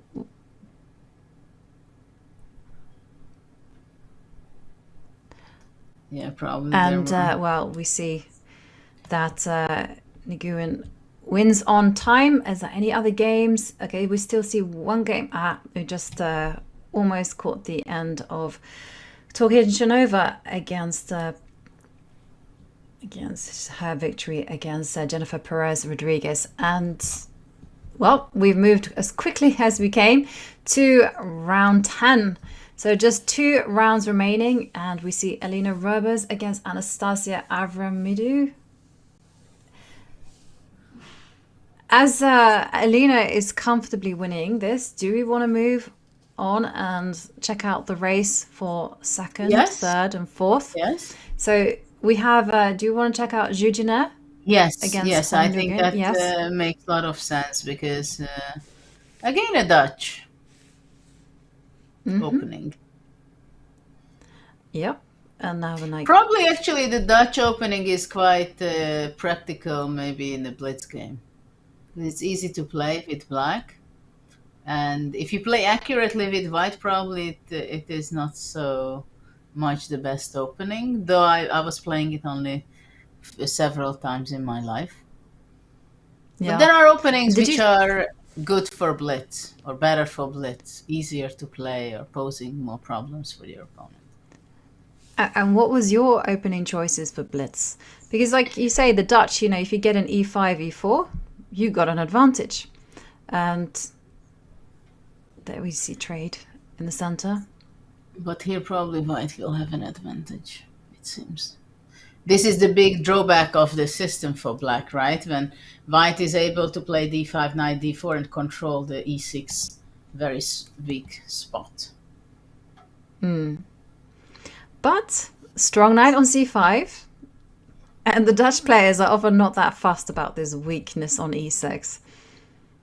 They argue power of this dark square bishop. I agree white has a more pleasant position, but still, it's not easy for white to do that much. Oh, e5. Wow.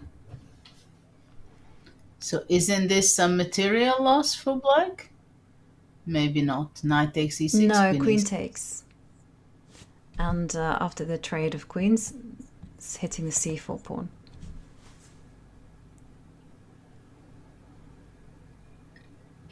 Rook e8. Well, black is active, but the d6 pawn can still be vulnerable. Rook d2, let's say, or queen d2. Oops, now double attack on d6 and a5. But black takes Yeah. on c4. No, I think black should be okay here. Bishop Let's put the f5, bishop. let's say. She puts it on g4. Bishop g4, I even like it better. Potentially bishop I was f3 thinking- exchange. And let's not forget that there's also bishop takes b2. All of Tell these me, Jovi, pawn grabs. you want to grab a pawn over there. Yes. What about bishop without e5? hesitation. Oi. Pushing back the queen, but queen c5 was possible. Queen f7. Targeting a5. Well, how to... I guess she wants to go bishop f3. But this bishop on e3 is such a lovely anchor. Black was worried about bishop c5 kind of rook traps.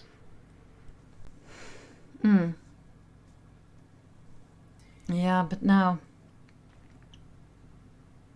Yeah, king h8 is kind of a logical move, going out from the all kind of queen b3 checks.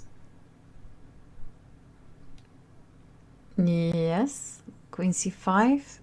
Maybe with the idea of bishop d4.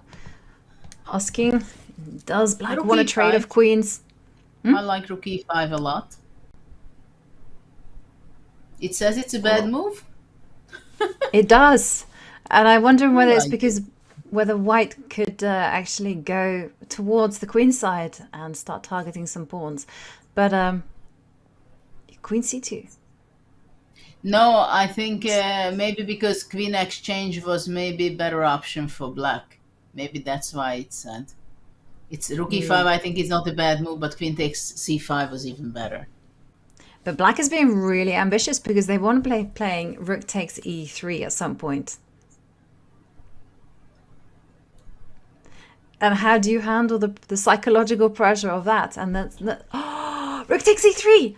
It's literally been served up on a plate. Sorry. And sure enough, it's been played. Oh. Wow. It's a crucial game for qualification. And that's it. Julius just blundered a piece.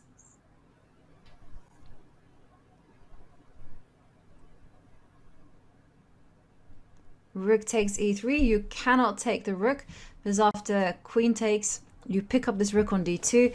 So rook to f1, but a piece is a piece is a piece. You're not getting back from this one. And yeah, rook e2. What can you? Bishop takes b2. Rook takes rook. And now you can queen e2. Start trading off all the pieces. Queen, yeah. Queen e2. I thought she will grab on a2. Yeah, yes. And you were not noticing it. Jovi, I did not notice that little pawn. What? Oh my God. What happened? Yeah. Pawn was on. It was up for grabs on a2. The queen was standing. Okay, but now I can take. Now again. I can take it. Yeah, queen takes a2. Well, 20 seconds for Julius. Okay, she drops the queen back to e6. Some hesitation there from the Vietnamese player. Queen to e7. Yeah, black was playing pretty passively the last several moves. Yeah, but still. I mean, white improved her position immensely. Look at that. Queen on b6, h4, a4. I mean, completely taking over, kind of. The only problem is that now isn't it bishop d4? Yeah. Yeah, and there's no getting back from that one. Oh, setting up a trick of targeting the rook. But yeah, the queen is under attack. So is the rook. Is there any potential of... No. No. Well, rook d8, bishop d5. But c4 is also not bad.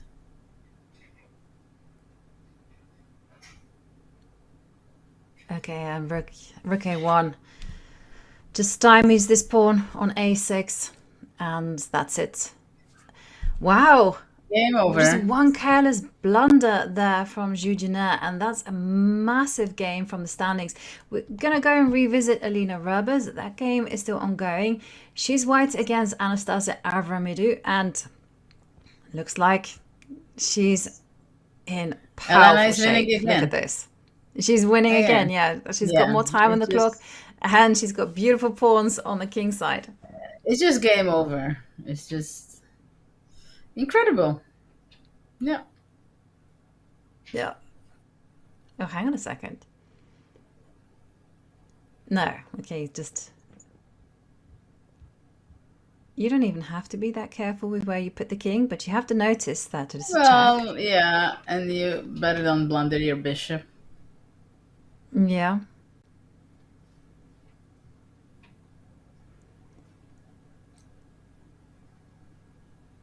Oops. Was that on purpose? That was a blunder. And now the A pawn comes motoring down the board. How are you going to escape the checks? Yeah. King Alina, b4. 1 second. And then another pawn goes. Oops. Oops. Oh, oops, no. Oops.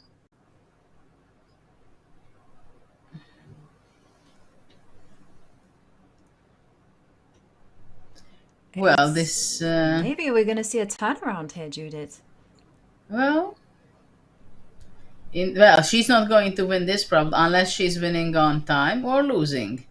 Because that's also in the options. Oh! And she won on time. Anastasia wins on time. Alina loses.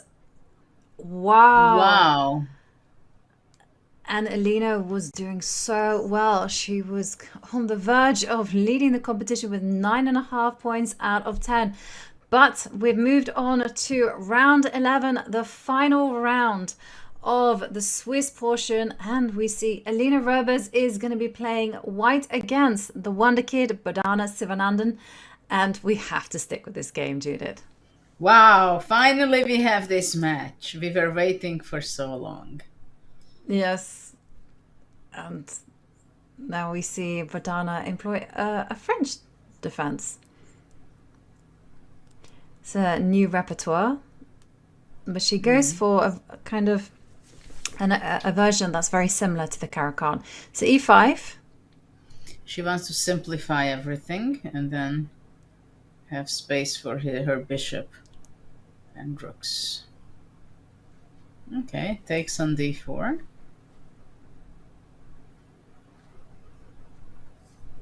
Rook d4. Yeah. Knight And for c5. Bogdana's on 7 points. So a win for Bogdana could mean that she qualifies into the playoffs. Absolutely. She has to win and then she qualifies. If she makes a draw, then it's very tricky. Then it's not clear. No, she makes a draw. It's not. Is no chance basically, because you have a player such as Eugenia, Karina, and Anastasia Avramidou. They're all on 7, so she's on 7, so she absolutely does need to win. And look at that, Queen to d2, given as a bad move. Yeah, because now bishop c4. A missed opportunity.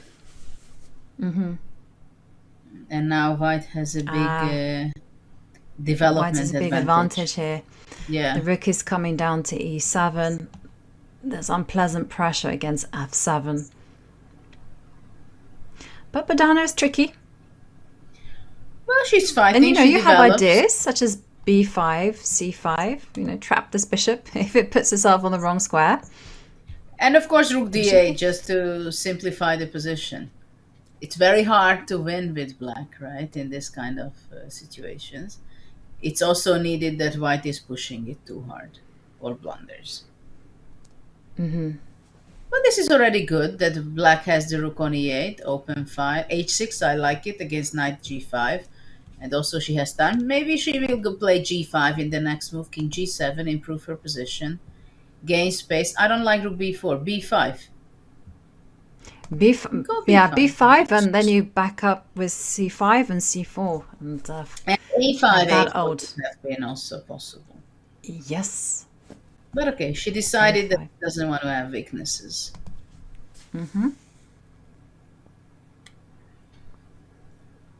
Good reaction. Though bishop e4 was also something to consider. Yeah. And now I guess you just... Or maybe you say, hey, let's trade on my terms. Playing bishop d5. Oh, rook to d8. Nice.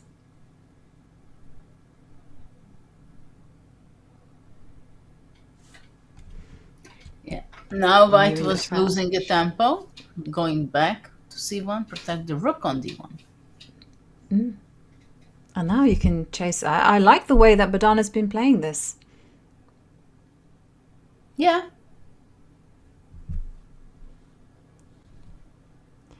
And this is the final round of the Swiss portion. Only the top 4 finishers will make it through to the knockout stages. Well, they'll be playing 6 games matches against each other. We'll have the semi-finals and then the finals, and then we'll find out who gets that coveted spot into the Julius Baer Women's Speed Chess Championship. Rook to g4, big threat. Rook takes g7. Obviously spots it, but wait 1 second. Has that come at the cost of a pawn? Well, Yes. let's see. This was a problem that white could capture the pawn, and because of the pin could escape back with the knight to g3. So actually it's a pawn down for Bodana. But you know something? I've seen a lot of Bogdana's games, especially in speed chess. She just carries on as if nothing has happened. She could be a pawn, 2 pawns down. She keeps the game alive. And I've seen her turn those around, so I'm not too concerned. It's going to be all about the clock. Bodana there, 1 minute and 9 seconds. Oh, hang on a second. Rook check. Yeah, but still it's a Just pawn six. down, right? Yeah, but look at this. Oh. It's not so easy to find Okay, a good I like location it. for the rook. A5. Activity. And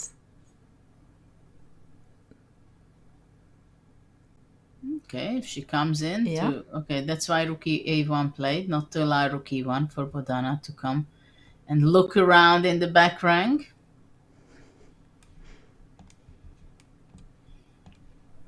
She wants to go g5 and g4 checkmate, which will not happen. But that's what she's well, what visualizing. happened now?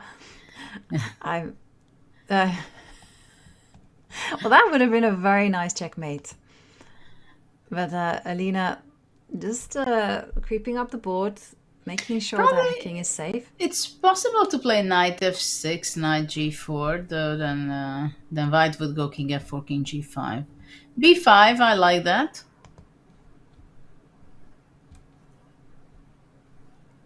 Yeah.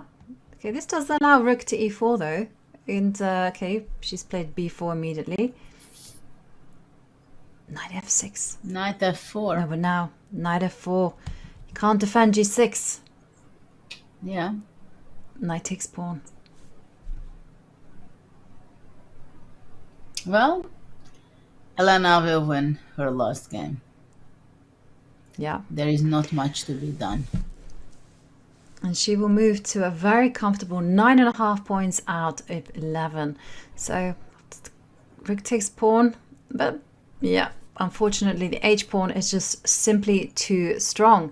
And then there'll be a massive battle between who is gonna finish in 2nd, 3rd and 4th place. Well,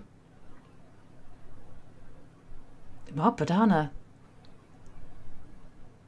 A miracle grabbing that pawn. Yeah. And just when I was she's saying back that, in business on a certain degree. yes, I mean, she still has a really bad position, but Alina will be kicking herself. And there you see Bodana making life tricky, attacking the b pawn.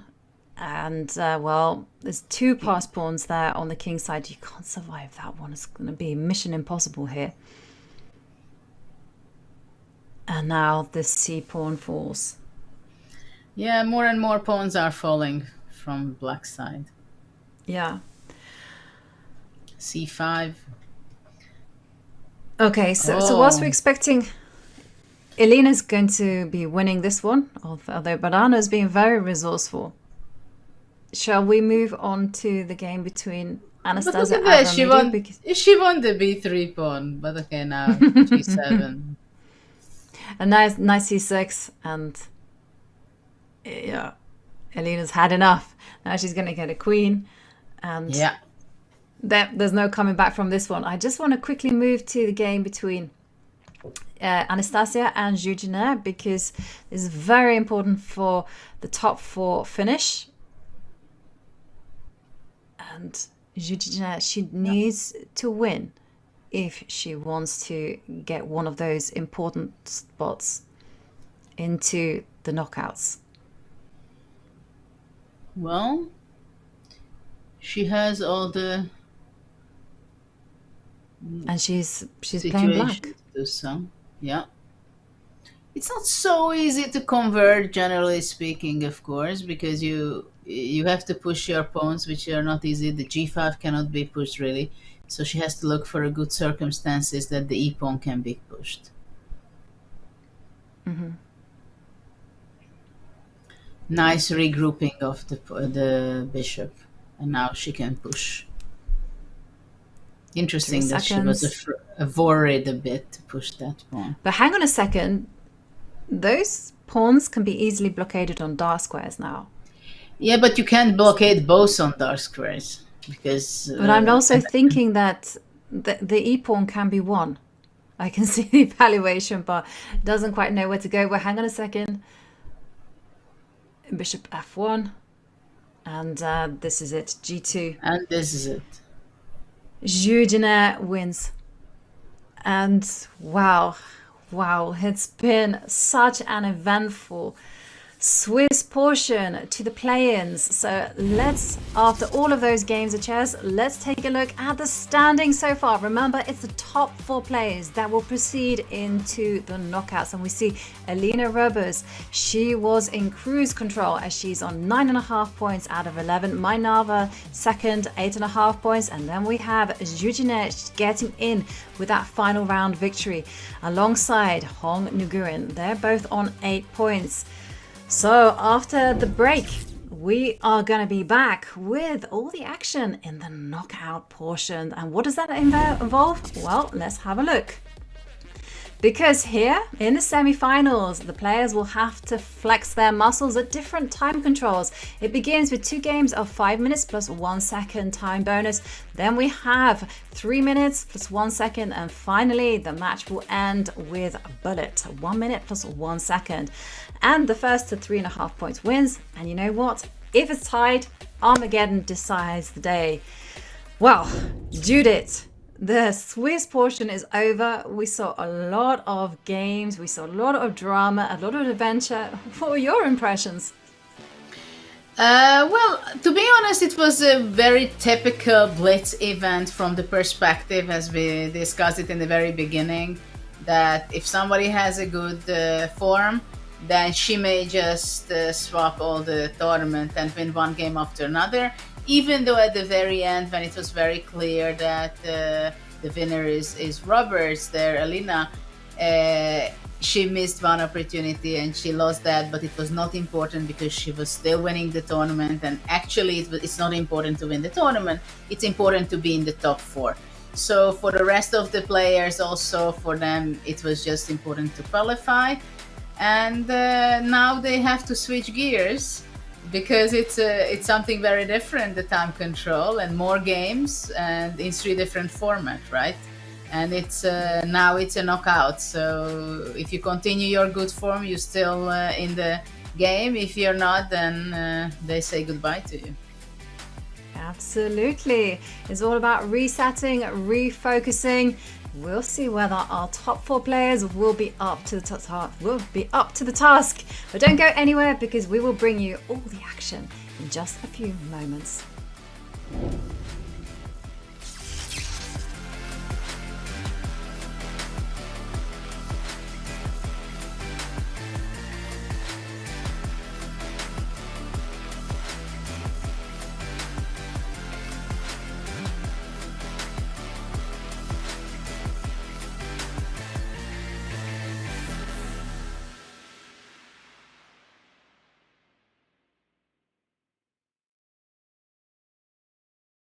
This is Grandmaster Daniel Naroditsky. We are watching Valentina Gunina taking on Ju Jun, the women's world champion at the 2023 World Blitz Championship in Uzbekistan. And the players starting off with a pretty conventional opening, a Queen's Gambit declined, and now a semi-Tarrasch as Ju Jun brings her C-pawn up to the center. And a big exchange in the center. This is a very, very popular opening. Black takes on D4 and then takes on D5 and now gets an isolated queen pawn on D5. Okay, now the rook comes into d1, and now it's Gunina's turn to launch an offensive and chase the black pieces out of the center. Knight to e7. Jun has to oblige. And are there tactics? No. Back to home base goes the white queen. Bishop to d5, pinning the knight, forcing the weakening move. f3. Jun is playing an amazing game with only a couple of seconds on her clock. She's doing a terrific job of sort of keeping the status quo and continuing to induce weaknesses in white's position. But she is still down a queen, and white is still pressuring the king side. Bishop to a7. Gunina has plenty of time on her clock. Queen to d3 was another devilish move. It threatened 2 checkmates on h7, and actually there was a mate on d8 that was threatened, and so Jun has to make some luft. But g6 is a very weakening move in 4 seconds, as that knight, it couldn't decide where to go. Knight to c6, knight to e4. Gunina brings her knight into the game. 2 seconds for Jun. Rook to d8, chasing the white queen away. Oh, but that's a pin. That rook on d1 is undefended. Oh, Gunina blundered that move. Gunina blundered rook to d8, and now the white queen has nowhere to go. She might have to sacrifice the queen back. Oh, but that endgame is going to be really bad news for white, because while the e3 pawn is weak, the a2 pawn is weak, and that black rook on c4 can infiltrate down to c1 or to the side down to a4. Gunina blundered rook to e8, and with only 3 seconds, the women's world champion was able to spot that the rook on d1 is undefended, and I don't see a different move for white. She might have to play queen takes rook, or maybe queen takes knight is a better version of that sacrifice. No, she's going to move back to f4. Gunina is going to keep her queen at all costs. Oh, with 2 seconds left, Jun just didn't have the time to capture white's rook on d1, and instead she went g5. She allowed a check. She allowed a trade. Oh, white's going to win. Queen d6 check. What a move. King g7. Another check on h5. That's forced mate. That's forced mate. Knight h5 is mate in 2. Knight h5 is mate in 2 moves, and she finds it. And Jun stops the clock and graciously extends her hand. She almost came all the way back, down a queen, but just didn't quite have enough time to deliver the final blow. All credit to Valentina Gunina for keeping pressure on the board and on the clock. What a game.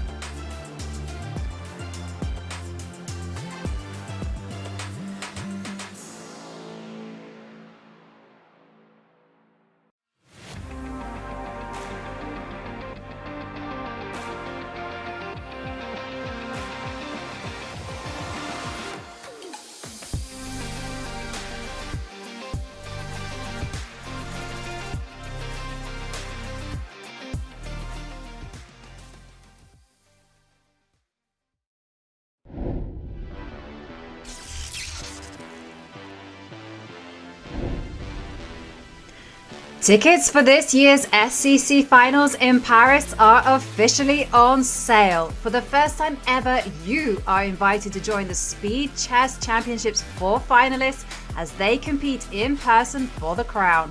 All tickets will get you in the room with our live commentary team, plus perks like streamer booths and raffles, and you can level up your ticket tier to unlock the VIP lounge, player meet and greet, and more.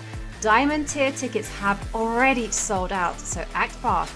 Head to go.chess.com/SCC tickets or use !TIX in chat to book your seats at the historic finals.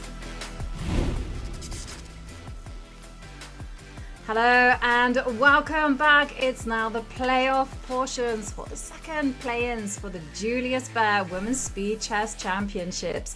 I am your host, International Master Ivan Gachowska, and it's been such a lot of fun to do the commentary alongside the legendary Grandmaster Judith Polgar. Judith, what a start already. The Swiss stage is over. Now it's just about the semi-finals and the finals and that one spot to the main event.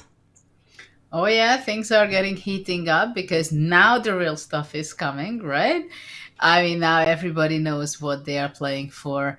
Really, to qualify, it's not about one game after another. Now, if you lose a game, it has a bigger value of it, and also you need different mindset, as we talked about it before. The main reason is because when you play a match against the other one, playing one game after another and again and again and again and again, and here they are playing 6 games, it becomes very tense, and every point has double the value, because if you win, you're still down and your opponent has an advantage. So it is a very different mindset that you need, and it's a very different psychology. And it's a different format because, as Judith mentioned, it is a 6-game match and the players will be playing different time controls. 2 games of 5 minutes plus 1 second. Then it shortens down to 3 minutes and then 1 minute. And the first person to 3.5 point will win. They will move to the finals. And guess what? If it's a tie, Armageddon is involved. The players, they are gonna have to put their best fingers forward as they seek to readjust to this new setting. And wow, I cannot wait. And let's take a look at the pairings. Well, earlier on in the Swiss stage, we saw Elina Robers. She won with a blistering score, while now she's playing Nung Hong Nguyen. And then we also have Mai Nava, who is playing off against Jina Zhu. So this is going to be a very exciting format. We have Elina. She was in impressive shape. Everything worked her way. Even the game that she lost in time and from a winning position. Yeah. And then we also have other contenders. And then we see Win. Her opponent is Win. Now, Win is a bit of an unknown. She was born in 2006, which makes her 18 in my books. And she just reached her highest peak Chess.com rating. So this is the match of her lifetime. And if she can just create a fairy tale story in qualifying for the main event of the Julius Baer Women's Speed Chess Championship, she will be playing alongside the likes of Hao Yifan, Tan Zhongyi, Zhu Wanjun, Women's World Champion, and literally the list goes on and on of some of the world's best players. Oh yeah, I think it is so interesting for these players. Of course, we'll see shortly that how concentrated they are. That to win this event, it would be something special to really go into the main event already with playing with the very best players of the world in the women's field, right? So by every stage of this event, it's getting more serious, and you play against the players who are more serious and very well prepared and more prepared than the others.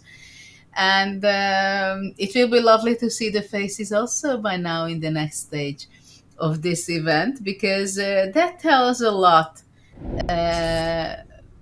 on the faces, right? That you can see and follow the reactions also on the moves. And then we can actually see the player cameras. We see that in the top left, we see Elina Robers. She won. She got the first place in the Swiss, and we see a side view of her. And then she is facing the very young Hong Win from Vietnam, and that would be a true sensation if she manages to take that coveted spot. But in her way, it is Alina. Then we have May Nava, an international master from Estonia. Incidentally, she comes from a chess playing family. Her mother plays chess, her sister plays chess, and her opponent is the top seed Grandmaster Zhu Jina from China. Yeah, we see we that. just we just saw the camera switch, And it's and all the concentrations the players have. And it's interesting, I don't know how you are taking it or what's your routine, that how stressful you are if you play a Blitz tournament and before, like you're just about to start, right? I mean, not your hands has to be moved, but your mouse, but what opening to play, how the match is starting. Now it's 5 minutes, then it's going to be a switch of 3 minutes, then 1 minute, the bullet. So did you ever play a match like that with different time controls? I did play a match. I did have advanced preparation, so I could rely on that. And it did change time controls. And incidentally, I love playing faster time controls, but I find it a lot more stressful. But I actually tied the match based on this faster time limit. I was very lucky at the end. And then, of course, you have the Armageddon, and that's something completely different. But like you say, it is very difficult because when you're sat home in your own room, you have to somehow concoct for yourself your own pre-game routine. Because normally when you're playing over the board chess, you walk to the tournament hall, you have those steps, and you have the time to adjust your mindset. Whereas here, you could just like run from your kitchen and then you run to your office chair and then you're like, let's get going. And somehow it's a different type of feeling, I would say. Did you have a pre-game ritual at all for online chess? Oh, yeah. Well, online chess, actually, I was not competing. Practically, I was never competing, I think, in anything. It became much more popular after I retired from competitive chess. And sometimes, actually, this is what I wonder, whether how it would be on the online. Yes. But let's see. Sicilian on the board. Yes, the games are both Sicilians, in fact. And there we see Win. She is playing the Taimanov, and now a6. What do we think about Alina's strategy? She's played f4 very quickly and then traded the knights. Well, the Pausen I played myself quite a bit. It was one of my main repertoire for a long time. I was very successful with that. There are very different systems to react and play. We've seen such a structure already in some of the game. I think it was Tujiner playing it with white. And this is a very typical structure that white plays e5, knight on e4, and then a d6 square. Whether is it weak or will it be weak, because white is going to be playing c4. So it's quite tense whether already after the opening black can get in trouble, but I think it's quite reasonable for black. She will play knight b4, bishop b7, which is very important for the bishop on the long diagonal. And there we do see the players just blitzing out the moves. But if we move to the game on the left, what do we think about this? The bishop has been developed to c. Hang on, let me get the game up. I'm ready. Wasn't expecting that one. But the bishop was developed to b3, and now we see e5. So this is the game between Mainava and Judina, top seed.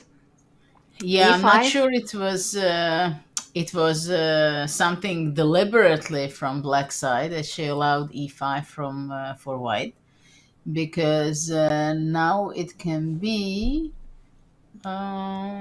Oh, hang on a second. I don't know. There's a very Can unpleasant something pin. unpleasant? Yeah, something can be maybe bishop f4. How black will get out from the pin. But we shouldn't forget also that now the time control changed 5 minutes. It's quite different.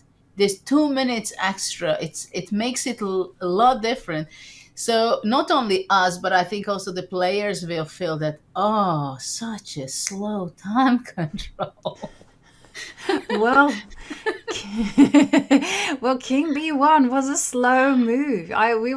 We were really like pounding the table for Bishop to F4, piling on the pressure on D6, but King to B1, and this allows Black to push hard on the accelerator with A5. Now B4 is coming. B4 is something very serious, because if now White wants to go Bishop F4, Black really goes B4. And Black can have some great attack over there. And, well, Bishop C5, I guess, was played because B4 wants to be stopped.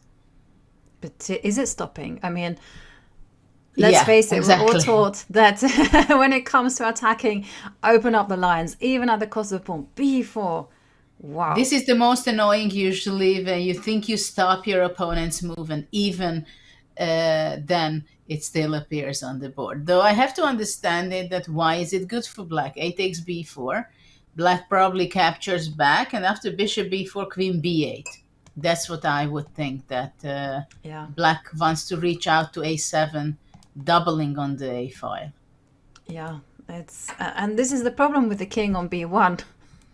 You really actually want it on C1, so it can at least run away. We would also complain. We would also complain if it's on C1 this time. Well, hang on a second. She took. I thought that this was not possible. Okay, knight to A2. You got to keep the A line closed. Or maybe Bishop A3, but Bishop A3 seems unstable. Bishop C5. Okay. What's happening here? So many tactics. I'm thinking Rook A5, I think. Rook A5. Ah, that's just efficient. And then Queen to A8. Well, let's chase the bishop, right? Yeah. And that can be very annoying. Rook A5, Queen A8, and bring the other rook to B8. Yeah. It's as simple as that. Yeah, sometimes chess is beautifully easy. Rook A5, double, okay, rook to D8. So, well, it's a matter of timing now. And that's been given a double question mark. Oh my goodness. You know, but it's not a blunder, I think. It is. It is a blunder. Bishop takes blunder? E6. According to the engines, Bishop takes E6 and White gets away with it. Mm-hmm. If you capture the bishop, and she finds it. Bishop takes E6. Rook D8 so slow. She had plenty of time to think of. Bishop F6 I like, very interesting, but isn't it possible to take on D6 and Bishop F7, Queen C4, something like that? Yeah, there's a Bishop takes knight is a possibility. I was just so eager to close the lines. Because obviously there's a massive threat of Bishop takes knight on the board, and you just can't walk away with a knight because of Queen takes pawn, checkmate. So Bishop takes D6. But one thing I really did like with this Bishop being on C5 is that it covered A7 square. So Bishop to B3 played. Good move. And now suddenly the positions become incredibly complex. The question is what happens if Bishop takes C3. Probably White would be, or I'm not sure, because if B takes C3, I was planning to go knight E4. Mm-hmm. And so after Bishop takes knight, there's going to be a whole load of trades after Bishop takes D6. Well, that's the question. If Bishop D6, Rook D6, and once B takes E3, then Queen A7. Okay, well, we're going to see it. She quickly captures the bishop, but now knight to E4, and the evaluation bar disagrees with us. It says this is not problematic whatsoever. You know why? Because Bishop B4 is a very cool place for the bishop. Because after Queen A7, King B2, and everything is protected. What do you think about that? No entry squares. Yeah, Bishop B4. And then That's a nice defense. Two passed pawns up. Wow. What other moves could be possible? Could you also just go, no, you can't go. Okay, we'll see a trade of knights, and now Bishop to B4. Sorry, trade of rooks.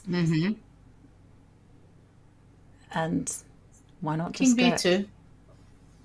Is the king b2 played? Yeah, because you cannot take on f2 because you're just opening up the f line, and rook will come and say thank you very much Beautiful for doing my job. defense. The double bishop, the bishop pair. Look at that. Actually, it's very unusual. I've never seen this kind of defense and having the bishop in b3 and b4 and protecting everything completely, giving a shelter to the b2 king. Nice. It is very nice. And, well, the players are going down on the clock. We see Mainava, she's down to 1 minute. And, well, things are also, if we take a look at the game on the right, things are also heating up there. So let's try and dive into that game as well, as we're seeing that maybe we could be seeing an upset, that Nguyen, the young player from Vietnam, could be scoring an upset against Elina Rebus, who early on comfortably won the Swiss portion. Well, it's still not easy for black to convert, but the problem is for white, rook f8, rook f6, rook h6, I believe. Or that's what I had in mind. But now she wants to create a passed pawn. Why not? Just run to grab that pawn and then rush back with the rook to the 8th rank. Rook f8. Given us a miss. So maybe queen g3. Queen no, G3, queen h5. H5, yes. yeah. Yeah. Then that would be a blunder. Maybe queen to d4, but this bishop can defend the king from f3 if need be. Yeah, and all kind of checks are around for white. And G3. actually white is improving her position because black rook is tied to f8. White king on h3 is very safe. Well, Alina's been very ambitious because she just wants to go b6, b7, and let's push those pawns. But Nguyen is saying, well, I can do it too. e5, beautiful move. e4 coming. Well, suddenly black pawns got wings. Just passing. d5, e5, e4, d4. You can't stop them, can you? I don't know how. Oh, hang on a second. There's queen f1. Queen f1 is going to be... That's it. You're going to trade of queens? And the players are repeating. Okay, we don't have to. You don't have to rush. But e4. I mean, pushing b6. the pawns, I think. It's good enough. But it's just about holding the nerve. 38 seconds for Nguyen. She took the b6 pawn. That's good enough. There's just a big threat of queen to e5 on the board.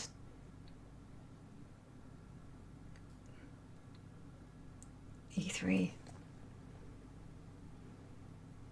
Well.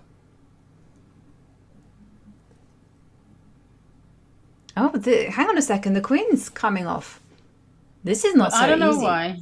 Well, I don't know if black cannot be pushing, but it's rook c2. But now rook c2, and then I mean, you just give a check not on in c1. the next move. Yeah. Yeah. I mean, it will be hard for white to escape rook d2. Bishop b5, bishop a6. And 23 seconds. Well, probably the winning plan must have been rook f2 to cut off the king. Well, now the g-pawn is fallen. Okay, king e2. Well, king e2, king f4. Yeah. And there we see Elina resigns and wins the game and takes the lead. Let's have a look at the other game. Ah, but the other game, was... it was saving, right? White saved the game, or no? Yes, it was a draw. It was a draw. Yes, it was a draw between Mainava and Jujina. So no. Black saved the game, that one. Oh. Yes. Wow. It was a draw by stalemate. It certainly was, but I'm not sure if we have time to do a recap. But it was maybe we can Okay, we can take a look at it because we're waiting for the second game to start. So let me just dive into that one and find out, because we left it with this beautiful defense. Double bishop, but I see that I think the new games, At the new game's beginning? I think they are beginning. Okay. Yeah.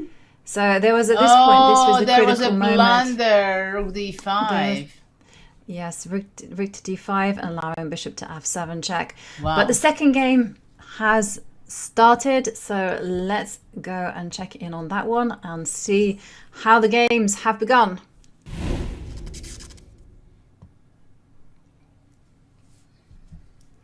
Okay, so there we see the game between Win and Elina.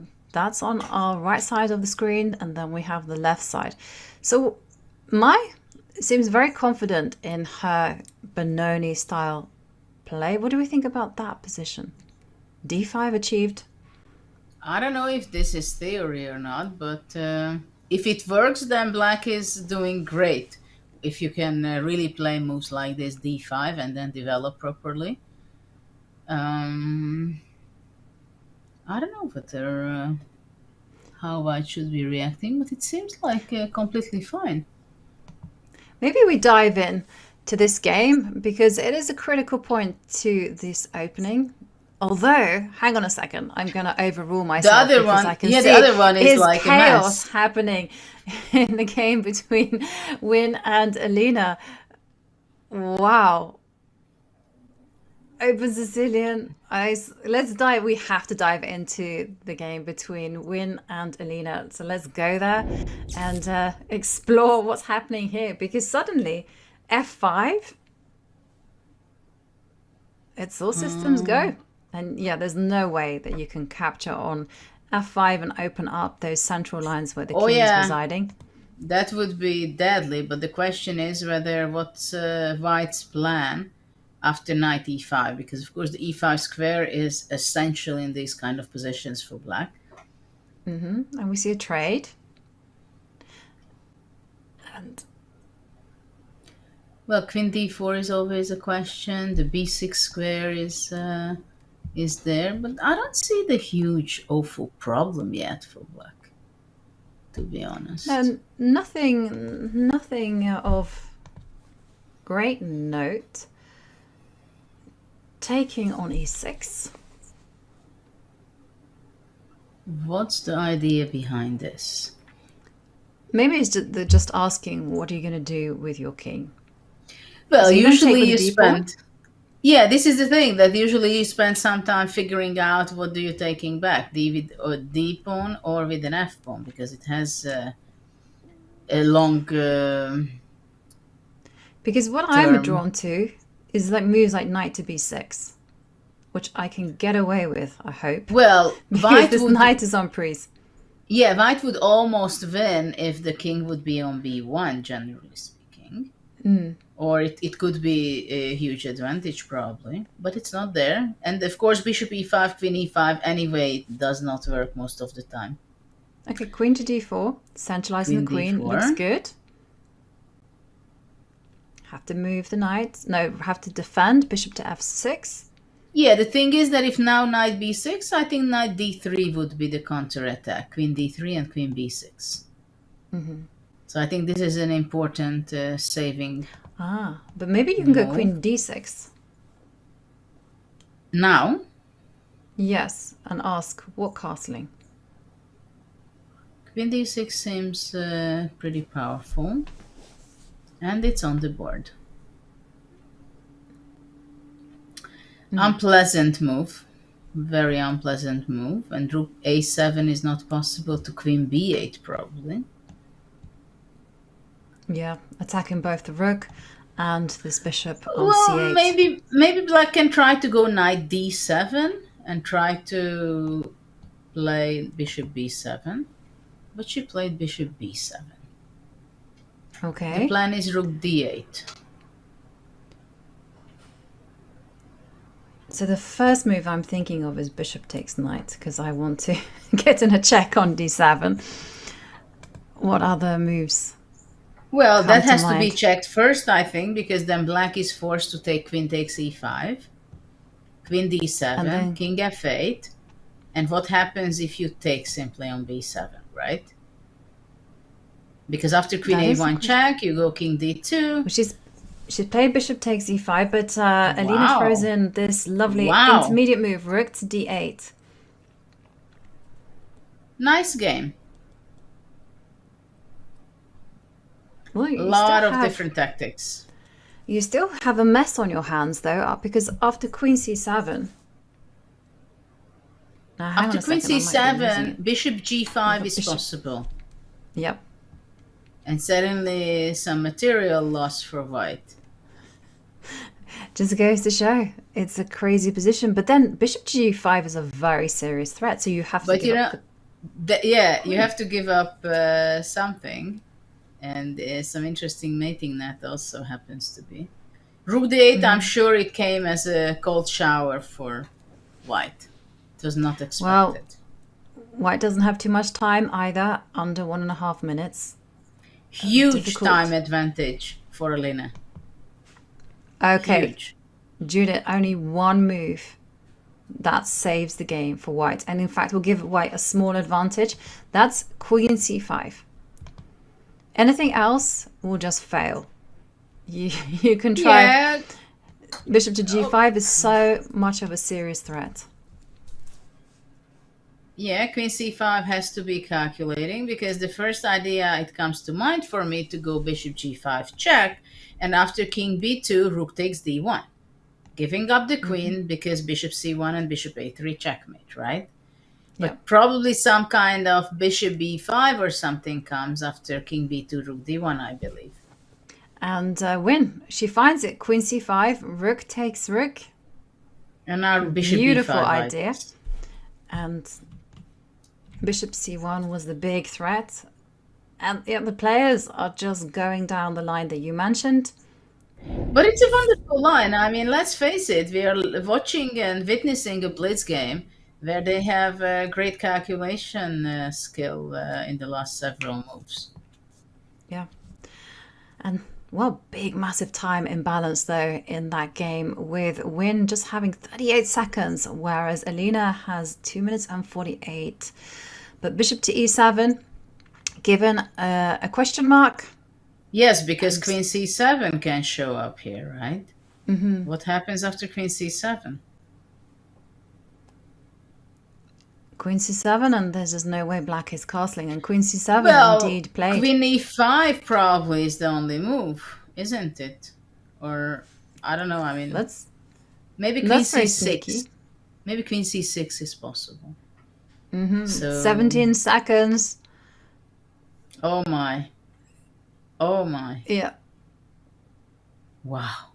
No. Well, Okay. Alina has very good chances now. Absolutely. She can start taking over. It's very difficult to maintain control in this position. Knight to b6, you can see that's already inviting bishop b7. And Win, she's coming down with rook to d7, but that's a pawn to the good. But there's no And, threat, rook- only grabbing back a pawn. Right, and you can now just use that time to develop. Oh no, she's missed. Bishop takes rook. Oh, yeah, this is what she blundered. Yeah, and that's it. A rook down. There's no getting back from this one. And indeed, you see Alina wins. Let's move on to the game between... Very important kickback. I mean, Yes. punching back after a loss, I mean, nerves are there. So let's see the other ones. Yeah. And well, I've been keeping an eye on this one, and the evaluation bar was all over the place. But now it seems to be in Ju's favor. Let me count the material first.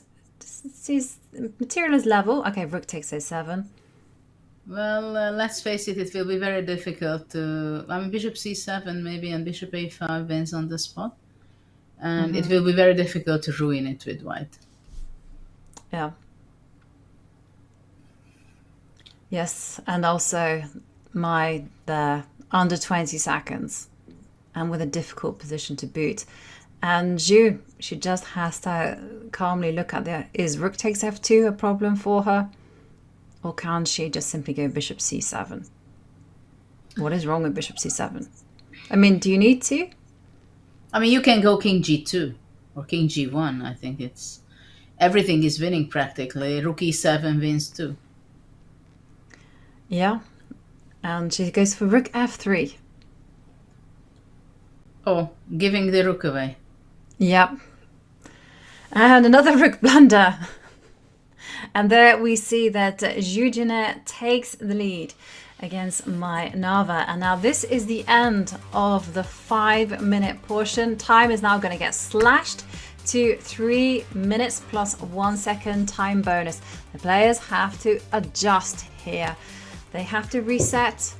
And especially for Elina Robers, she will be feeling happy after that comeback victory against Win. Ooh, not much time for the players here. Yeah, it's not easy to switch your brain. Of course, when the match is 1-1, it's like, okay, we are over with this, so let's continue. And of course, the tension is growing, so it is a lot depends the outcome of the match, how strong you are mentally, and how you can keep the tension. But we have some open Sicilians on the board, so the players will have to be bringing their tactical A game to this one.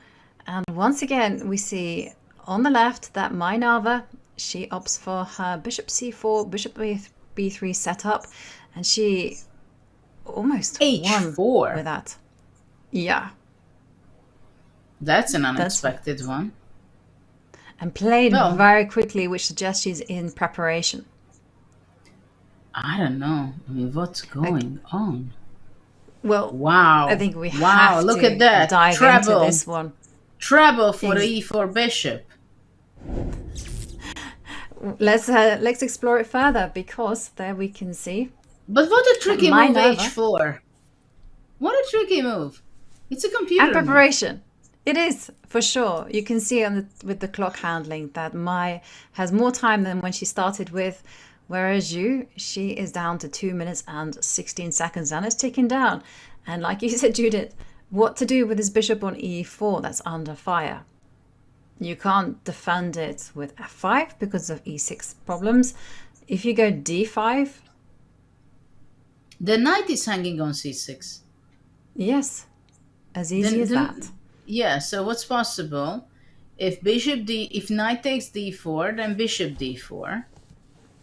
And if black goes bishop g6 to cover the... Oh my god. f5. What is this? No. What is this? Check at the very least.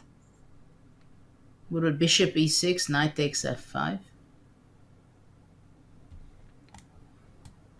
Wow. That was fast. Yeah. Yes. And it would be a very important victory for Mai, because in the first game, that was all her way until she made a big blunder. Second game was definitely in her favor early on, but then Zhu, just all credit to her, she managed to turn it around and win. f5.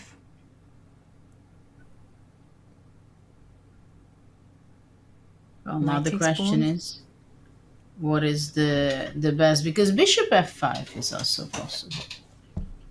Well, she goes for that. And now this pawn is also hanging. Just pointing it out. There's be careful with where you put the queen. Queen c7 forced, because otherwise rook takes f6 was a deadly threat. Double the rooks. Well, there's one way counter chance black can have is knight e5 attacking the queen on g4 and knight c4 in the next one. So maybe it would be more advised to go queen e4, for example, now. She goes bishop f4. Or bishop f4 also makes sense, but knight e5 is the only counter play for black, I think. Queen to g3, setting up a potential pin. Okay, rook c8. I mean, black sees also some tactics. On c2. How to defend this? c3.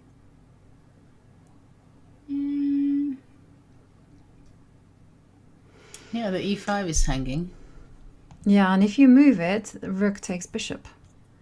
Oh, And that's absolutely. no getting back from that one. So rook to e8.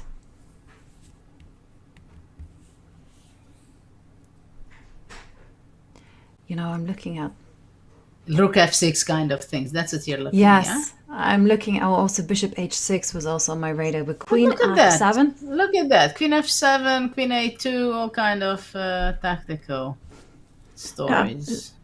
Initiating chaos. I mean, I know that the computer judges it as bad, but in this type of position, you need to go down fighting. Rook to d5. Threatening Okay, knight to c4. d6. Knight c4, bishop on f6, opens up towards the c3 pawn. You can... I mean, you never know. Yeah, absolutely. And especially when the players are down to that last minute. You have to really kind of go into hyper-focus mode. Knight to g6. I didn't expect that one. Isn't this a blunder, knight d6? Knight g6, yeah. Knight d6, yes.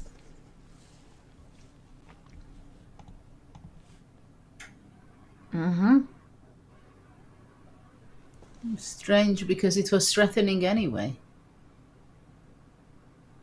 Yeah, I think it's perhaps that one moment where you think, oh, maybe I can do something on c3, and she just completely forgot about her opponent's plans.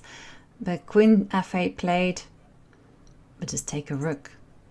Is there anything unpleasant happening? She's taking on c8. Bishop g5, Okay, so bishop d6. after bishop g5, I think bishop c3 was the plan. I don't know if it's good or bad, but probably that would be the try. Okay, yeah. Well, because of course queen takes a3 was in the air at certain moments. So bishop d6, a nice safety first move, and the players down to 30 seconds. Love the move h5, potentially going h6. Bishop e5 now. Yep.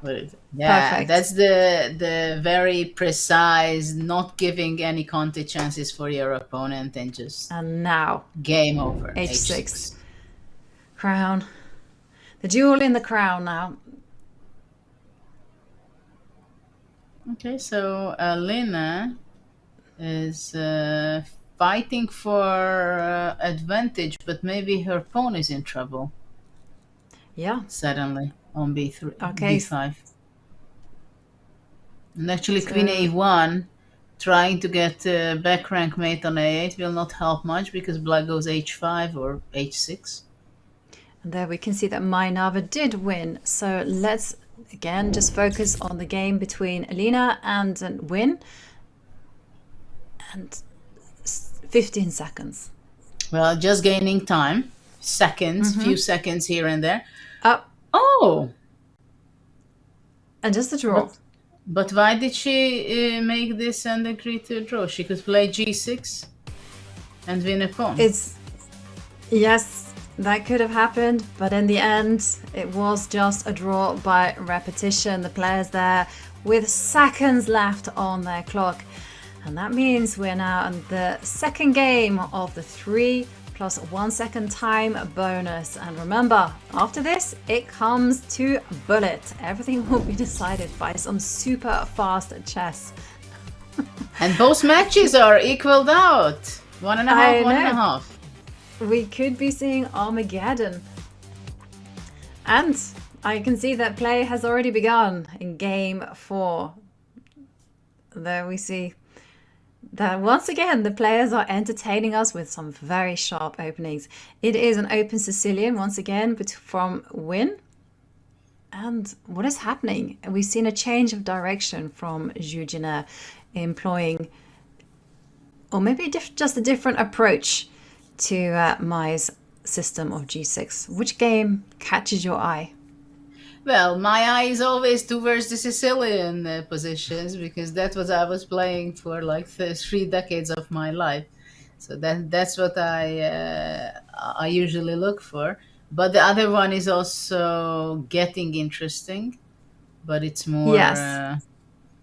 it's more solid for the moment. Absolutely. So things won't necessarily change on that position. So let's have a look at the Open Sicilian, the game between Win and Elina. And I just saw Win play bishop to d6, met with castle kingside, and now here comes the f-pawn. Yeah, this is always a big question, right? The d6 square, whether can you exploit it in a good way, or it's just a hole in the position, but actually it's nothing more and you cannot do anything. So now, for example... can you go a3?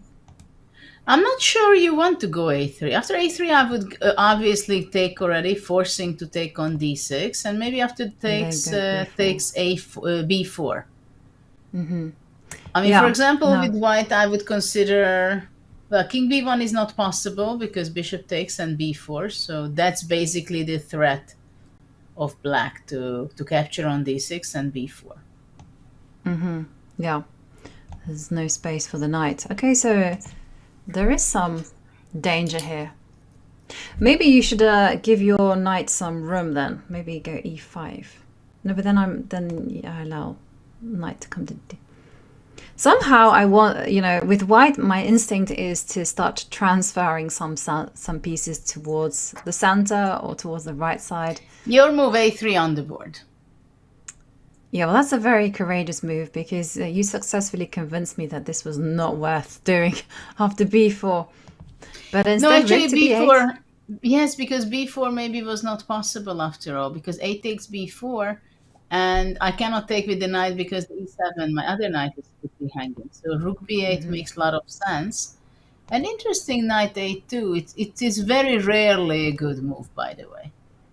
Even if it stops b4 temporary, it is such an uncomfortable place for the knight that it can easily stuck there. For example, black plays b4, and now the white knight stuck on a2. It has to come from c1 to b3, but it's a long way, and it's simply not its place.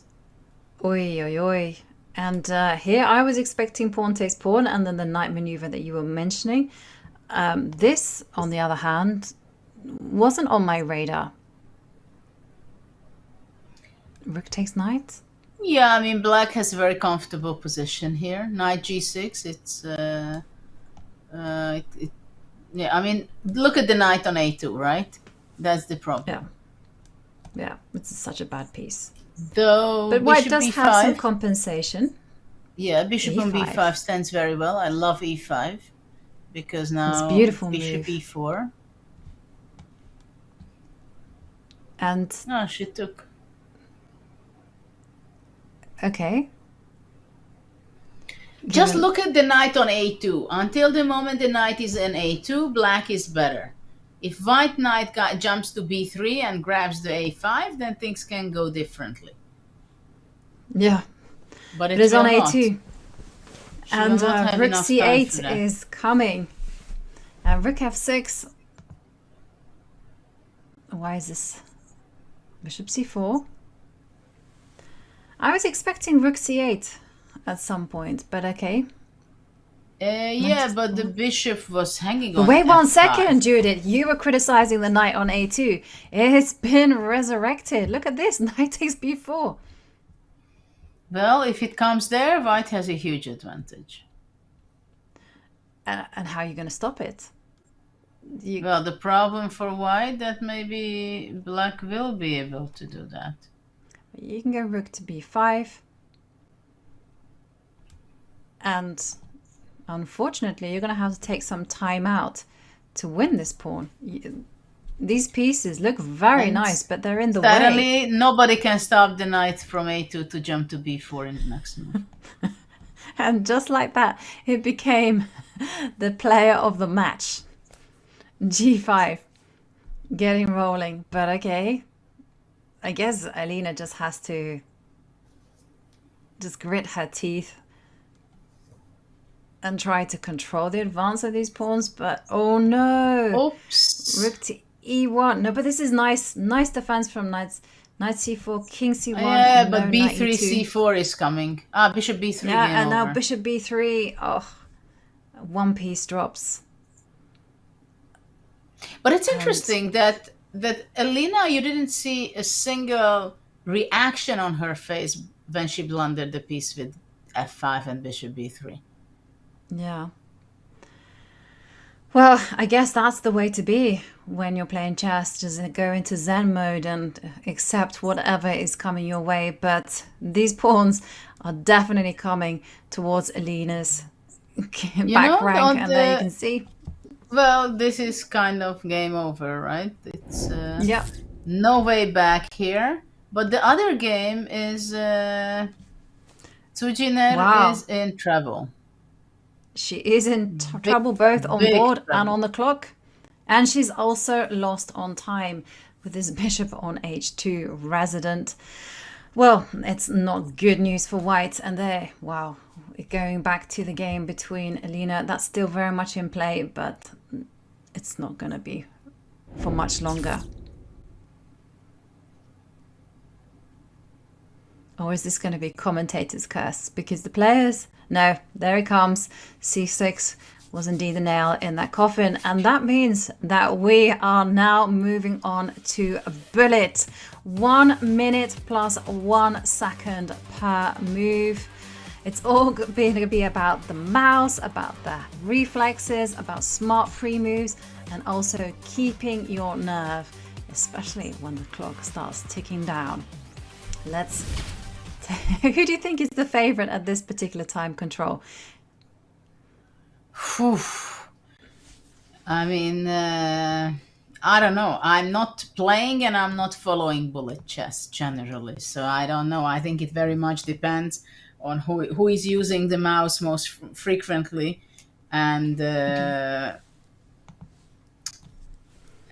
I think it matters if you have a big practice in this. I mean, it's Elina just sacrificed the pawn on c4, which in bullet, I guess it's a very tricky situation suddenly for black. Yeah, white has a great initiative. And yes, wow, and the players moving so quickly. Which game catches your eye? Oh, hang on a second. But we here, have to go to the game between. Yeah, seems Elina. like game over, yeah? Yes. Big blunder.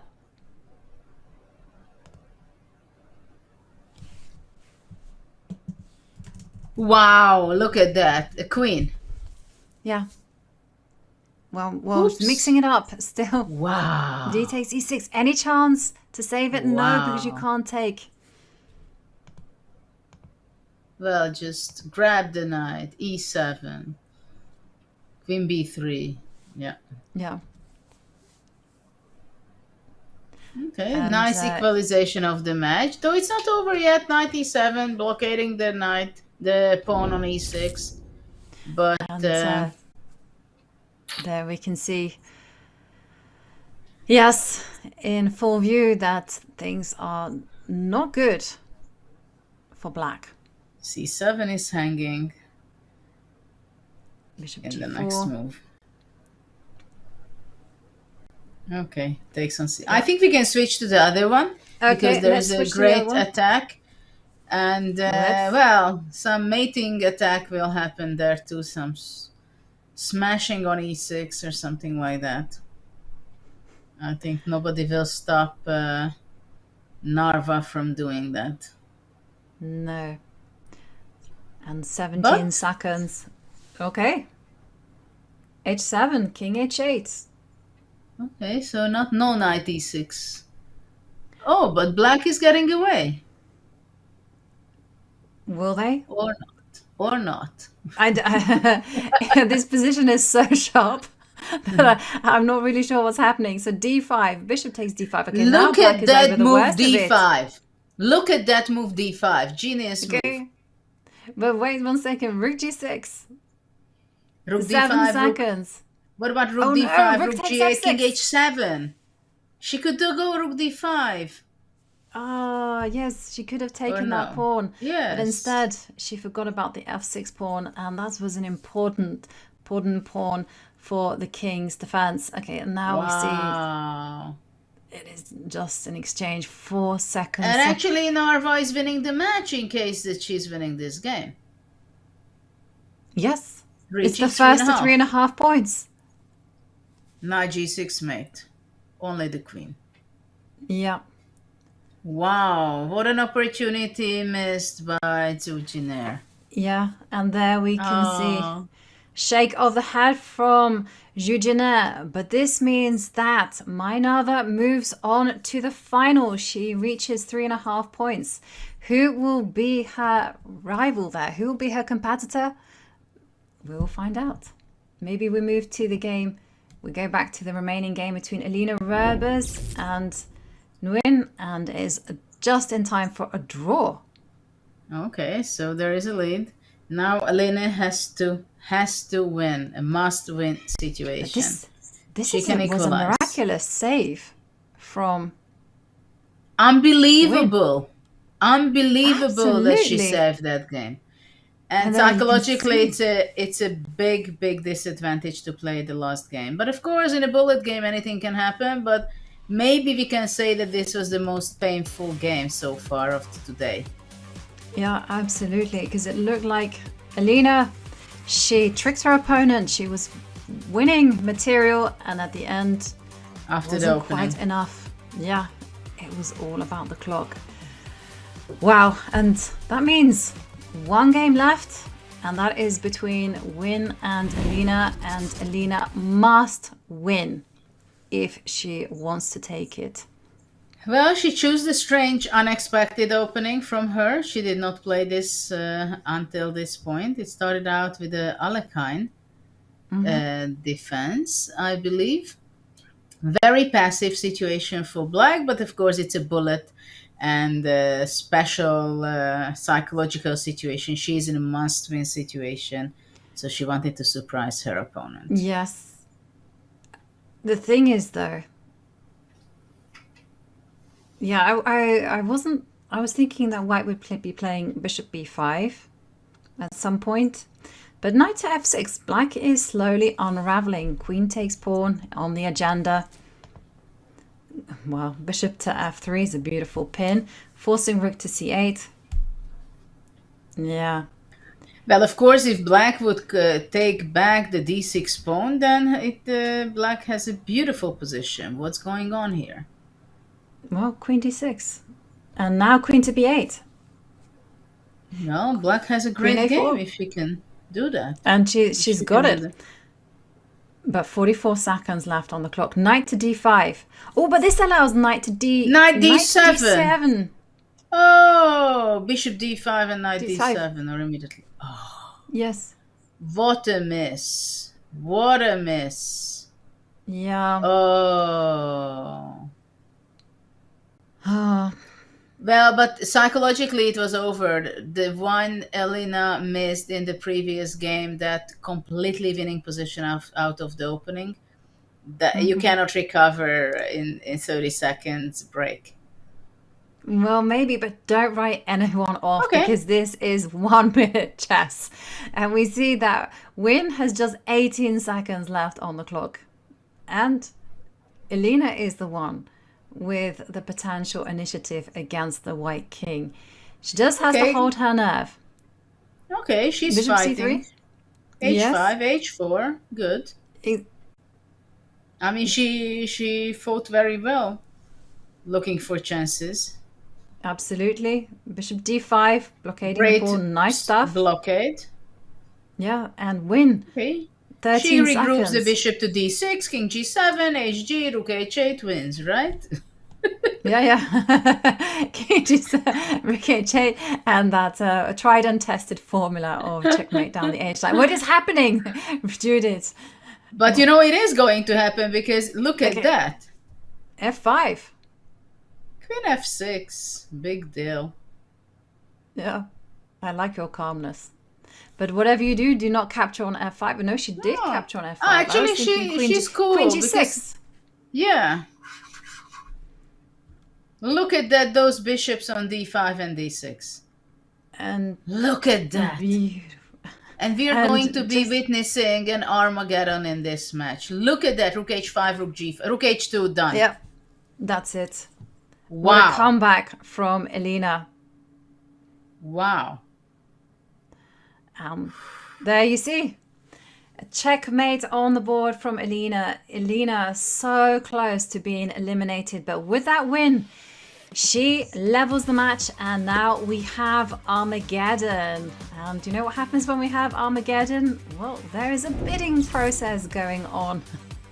And it means that whoever bids the lowest time gets the choice of colors, but there is no increment whatsoever. And what are they playing for? Well, they are playing for a spot into the final against my Nava. Judith, do you have a preference for Armageddon, black, white? Would you bid on a low time? I don't think I would even think about bidding. What is the time control they get on So they both get Armageddon? So say if some person bids 4 minutes and 20 seconds and another one bids 4 minutes and 30, then the person who bid 4 minutes and 30 will play 5 minutes, and the one who bid 420 begins with 420 but gets to pick the colors. Wow. Because the time issue is very important. I remember that we had always the big debate. What is better, to play with black and play for a draw, or play with white? Maybe I would take black in this situation, but anything can happen. Yeah, Basically. anything can happen in this Armageddon game to determine who will be in the finals. We're going to take a short break, but don't go anywhere because this one is going to be wild. See you soon.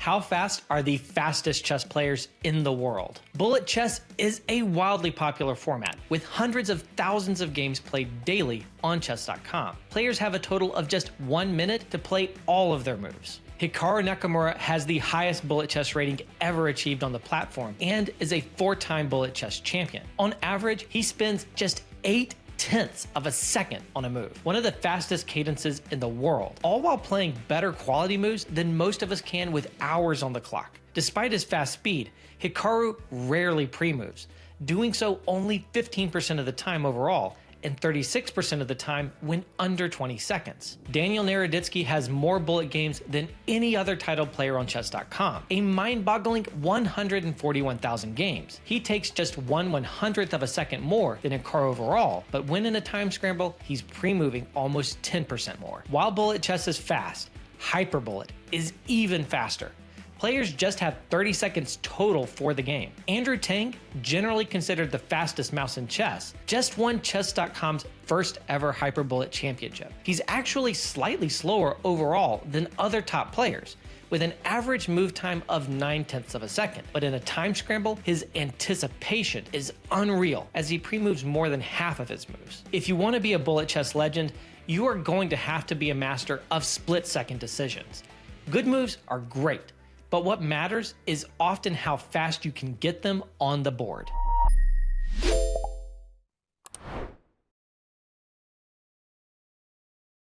This summer, Paris, France is set to hold the greatest sports spectacle the world has ever seen. And no, I'm not talking about the Olympics, though that's pretty cool too, I guess. It's the 2024 Speed Chess Championship.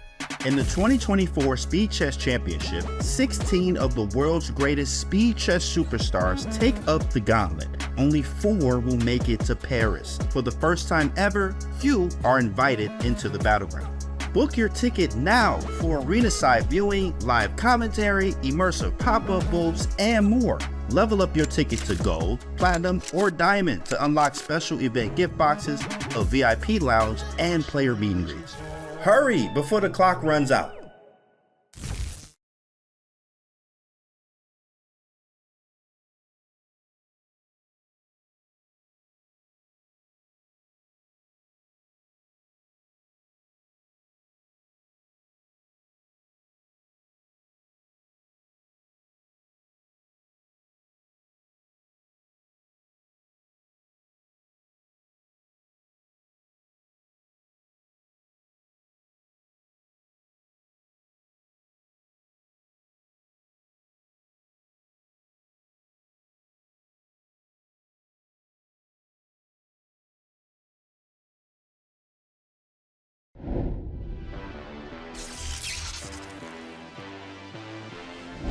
And we are back for this Armageddon between Wim and Alina Roberts in the semi-finals. Now, what is an Armageddon? Well, let's have a look at the format, because the players are putting in bids for what time they want to start with and the opportunity to choose color. And the bid winner plays with the time bid.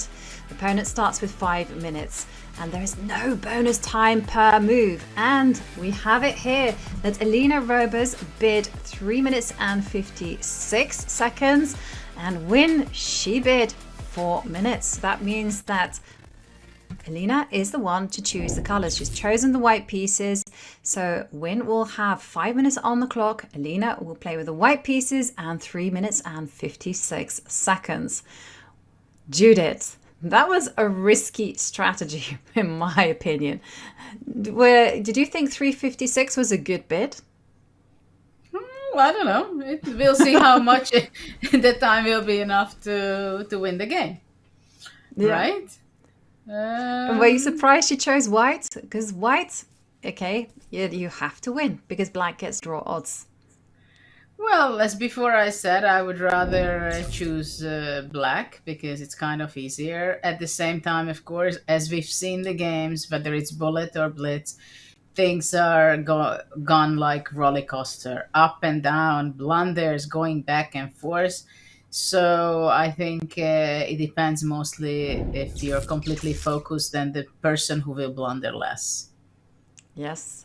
And for Win, this is an amazing opportunity to get into the final. It would be a fairy tale story for her.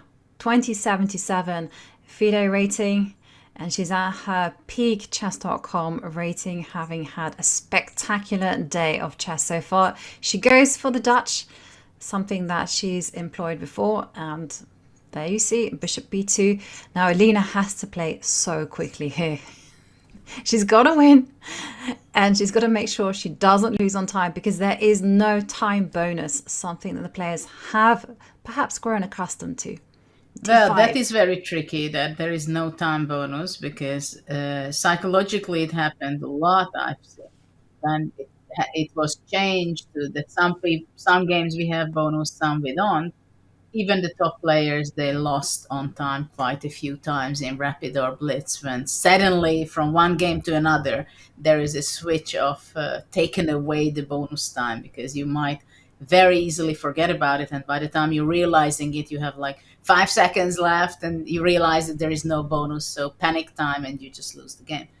The problem for white at the same time here with Alina is not only that she's down on time, though she gained back quite a bit. The problem is her position is not necessarily so active and so rich in opening up a real great fight in this. But okay, let's see. Anything can happen, as we know. If white gets to play e4, then white can get an advantage.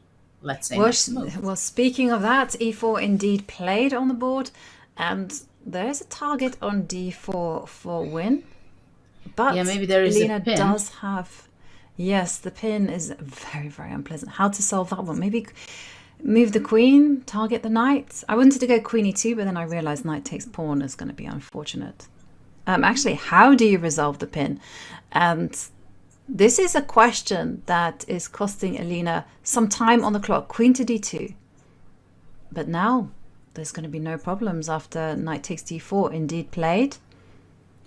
Yes, but it can be tricky. I mean, black's queen side pawns, it does not look so great. e5, this Yeah. might be a problem because it's a queen exchange and then bishop f5, though it's closing the g7 bishop. Bishop Oh, f5 she could do. Yes, I was expecting bishop f5 immediately. And well, now rook h4. Ooh, rooks do not belong. Well, that but first square. of all, she can go bishop f6, bishop g7, perpetuate chasing the rook. Okay, and do remember that Win is playing with draw odds. If she draws, she goes through to the final. But Though I'm we not did so see sure. Elina. I'm We not did see sure it's Elina good manage to to take. change things. She Yes, managed and to she's win just an going to inferior take on position. b7. Yes, that's what I'm expecting from her. Oh, she plays Rook rook e1. e1, just cool. I like that. Okay, and bishop c3. That's on the agenda. Though No, grab the now bishop b7. c3. Grab the b7. No. But it's so tempting to play rook takes e5 and threaten. Now you can grab b7. Yeah, it's time to grab b7. Yeah, I don't approve of bishop takes e5 because you're setting yourself up for a pin, and that there you see Elina does grab the pawn. You know what? Probably bishop f6 was not the best choice for black to grab the rook. For practical reasons, it was not the best. Yeah, now white does have this beautiful pawn chain, and there's a pawn on a5. Yeah, b4. I mean, look at that two passed pawns. Yeah, how Wow. b5. Go. And exactly, just keep pushing those pawns. The pawn on e5, it almost feels like a distraction, but Elina does take it. There's Bishop nothing wrong e5 with doesn't that. look bad either. How to untangle as black and stop b5. And Elina Wow. down to 1 minute 40 seconds. King h5. Interesting choice by black. Yeah, well, hang on a second. King f2. Unexpected. I thought that she would just Push the pawns, right? Don't think. exactly Just do push. the job in hand. But okay, bishop to g4. Perhaps eyeing up g3. some checks King on the g3. f line. King g3 and Looks then just checkmate the king once you kick off the bishop with h3. That goes in Yeah, man. red. And Go then- h3, then go bishop f4 and give up the rook on e1. hang on a and second. checkmate. It's coming. Bishop f3. Well, she could go bishop c6 instead. I think. Rook d3. Oh, but yeah, wait yeah, one second. yeah, What's yeah, happening yeah. here? Rook c1. Rook She c, can but now rook take on d3. c- Rook rook d3. Oh. Oh, this was this. Oh, now black is active. Big. Ooh, rook f8. Oh, Ooh. yeah. And now- Bishop g4 gone. Yeah. And now rook Okay, takes king bishop. e2, rook e3. Rook takes. Okay, king to d4. As we know, anything Let's go. can happen in this game. So there are two passed pawns. King d4 probably was better. But okay, because now, well, okay. Oh, go now with the rook pawns. takes a2. But rook a2, rook b2, and black pushes the pawn. Wow. Okay, still, Elena played a fantastic event today. But at the very end, her efforts probably will not be enough. Yes. But never say never with this king. moving to c7 and the pawns going c6, b7. It's a big ask. Rook b1. And it requires some rook b1, and that's good enough. Okay, hold on. b7 takes the rook, queen, and then rook b1, right? Mm-hmm.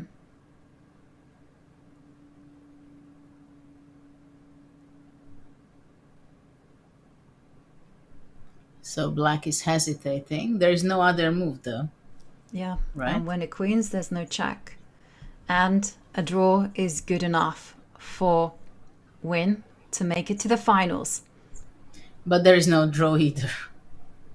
Yes, but it doesn't matter because you can just go king h6 and just have white beg for the draw. Up, queen h5, queen a5, and that's it.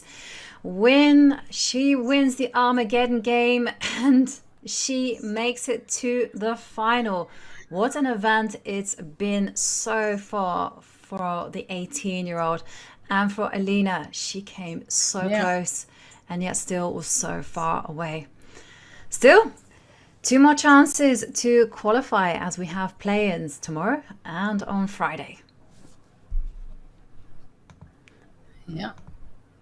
But there we have a final between Mainava and Wing. And you can see the joy on her face as she makes it to the final, 1 step closer to qualifying for the Julius Baer Women's Speed Chess Championship, where she will play alongside the likes of Hao Yifan, Women's World Champion Ju Wenjun, Tan Zhongyi, Wei Shali, Divya Deshmukh, Alice Lee, Alexandra Kastanyuk, some of the world's best players. Yeah. So this was a dramatic match, we can say, because it went back and forth, punching back and forth. So, but it's getting more exciting, and I'm pretty sure we're going to see some very exciting moments in the upcoming final. Absolutely, fireworks guaranteed. And we're going to go on a quick break, but don't go anywhere because it is the final of the play-in for the Julius Baer Women's Speed Chess Championship, and we'll find out when we come back from the break who will get that coveted spot into the main event. See you in a minute.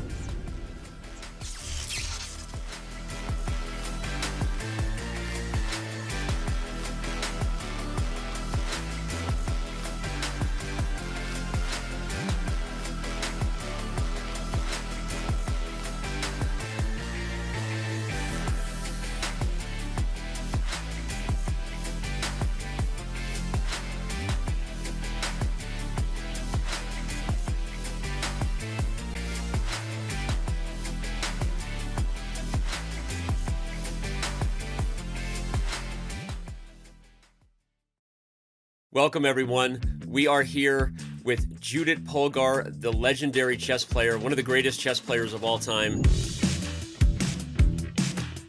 And I went my next move. I said, no, I'm not moving my queen. I'm not moving my bishop. But actually, I'm going to give checkmate or winning great material. And I went knight e3.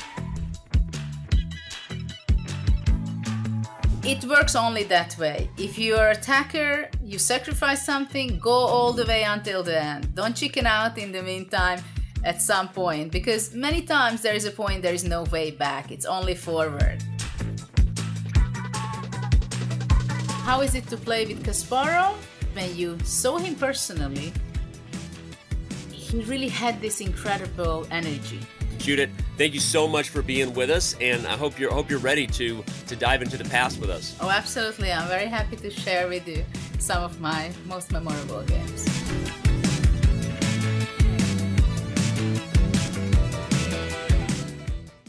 Looking for some cool merch or a gift for that person who loves chess?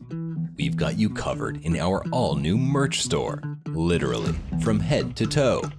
Whether it's a hot date or just hanging out, it's always chess time somewhere. Just ask Mittens. Okay, well, Mittens is just a stuffed toy, so maybe don't ask Mittens. But you can check it all out at chess.com/shop right now. Do you like all of the top 10 players in the world? No. True. Are you ever gonna replace your broken down Honda Civic with the busted AC for a newer car? Eventually, yes. Okay. Yes, true. All right. Have you ever won a tournament you felt you didn't deserve to win?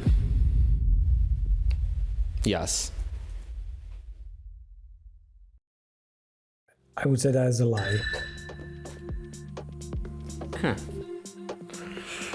All right. Now we're going.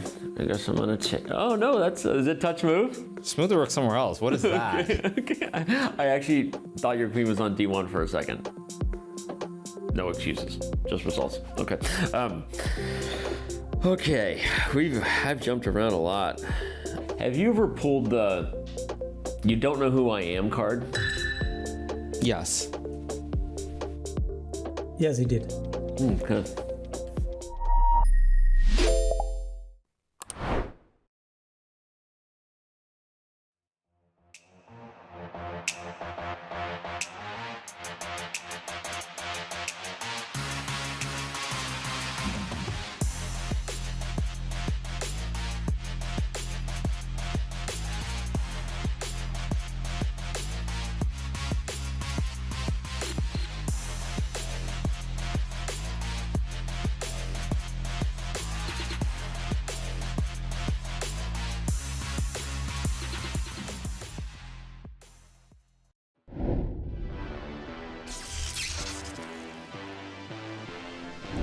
We are back, and it has come to this. We're now in the final for the second playing of the Julius Baer Women's Speed Chess Championship. We will find out shortly who will be the next entrant into the main event. Will it be two competitors, Mai Nava, or will it be Nong Hong Win, who has been the surprise contender in this tournament, and she has played herself into one of her best Chess.com ratings. She's a Women's Speed A Master, and she has been playing sensational chess, defeating Elena Roberts just now in Armageddon.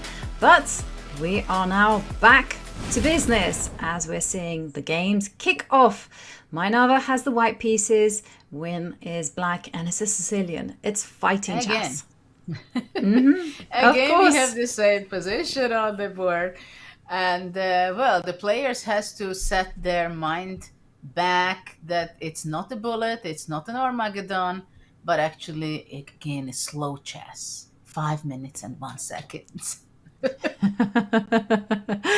Yeah, I think you have to really shake off the nerves there and reset, because we could see the relief on Win's face after she won what was really a topsy-turvy game there.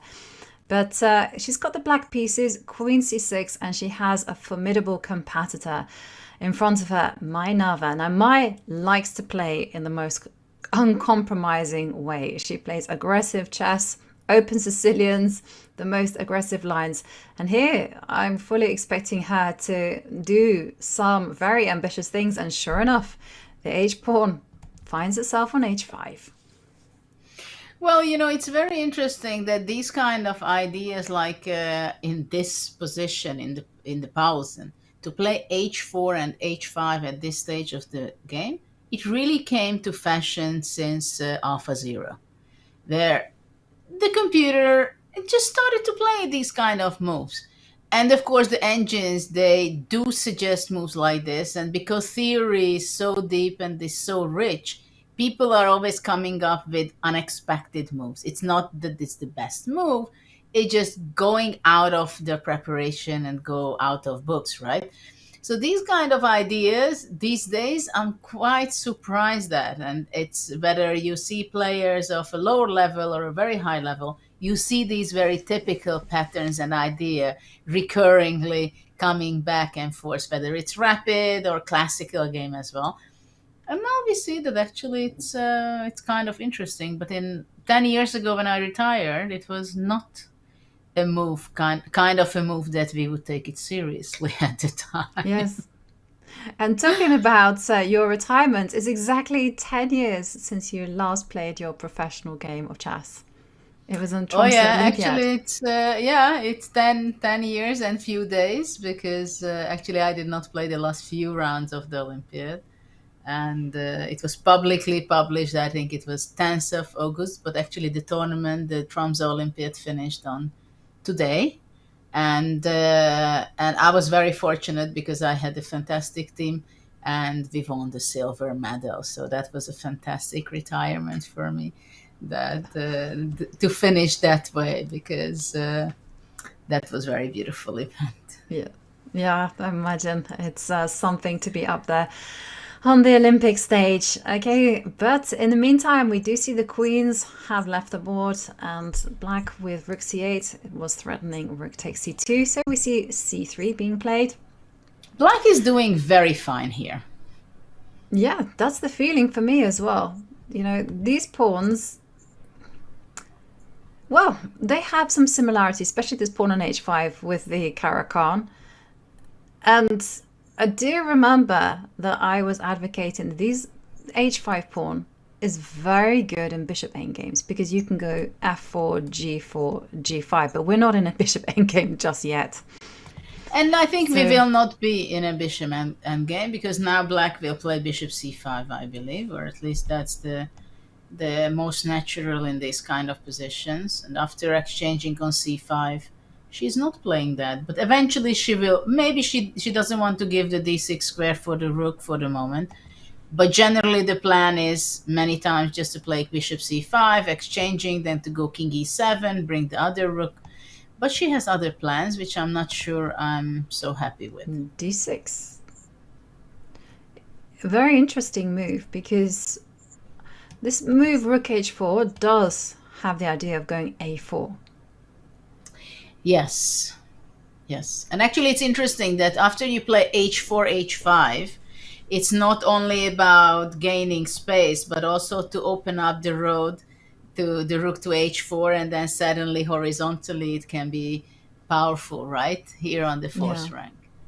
Which is quite underestimated in chess generally, I think, the horizontal power of the rook. Because we're so much used to from our childhood that we understand that the rook is on the open file and it's just vertically just so powerful. And there are only on the 7th rank we understand from childhood that if your rook is on the 7th rank or the 2nd, that's very powerful. But let's say it can be extremely powerful on the 4th rank from a very different perspective. Yeah, absolutely. I mean, it's one of the most important defensive mechanisms in rook and pawn endgames. Like, we're often taught check from behind, but I can always remember that sense of revelation when you're taught you can check from the side. You're like, oh, yes, never thought about that. Indeed. And indeed, actually, e takes d6 was the choice of Mai. She didn't quite go for a4 immediately. Maybe missing. That was probably quite challenging for black. Or could have been. Yeah, because if you don't act now, these bishops are going to just reinforce their beautiful squares. But bishop to d4, targeting this pawn on g7, and ask the question, how are you going to do that? You don't really want to be going rook to g8 or but you're going to play kingside. Exactly. I don't see a problem with f6 and king f7 or king e7 afterwards. Yeah, f6, king f7. Rook d8. Keep it tight. Yeah. Even castle is possible, you know. Yeah, even is something. Yeah, castles, as long as you're meeting it with f6, because otherwise rook g4 would be very, very, very strong. I mean, I don't see any problem with castle either. No. The bishop on d5 is very powerful, having defended by the e6 pawn. And a4 is, well, of course, a4 is always there, but because of the bishop d4 blocked the rook, so it's not defended anymore.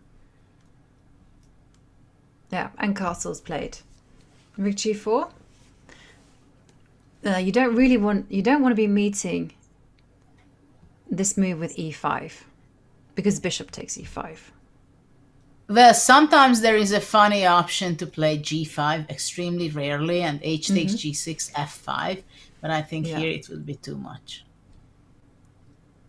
And now e5. Ooh, e5, it's possible. That was a provocation by white. Oh, hang on a second. Oh my god. This God. bishop on d6. h6. Bishop h6. Oh, so quick. Bishop h6. Rook takes g7. Bishop h6 played. Yeah, and you can't go king h7 because this bishop stands there on d3. This bishop on d6 is loose. Yeah, it's just a massive blunder was a full there. collapse. Just one moment of madness, and the whole house has just come crashing down on black. You cannot save if you go. Okay, so rook to d8, but rook takes pawn. Bishop takes pawn, rook takes pawn, king f8, and now here. Well, bishop g6 is the bishop simplest, I g6. think. Yeah.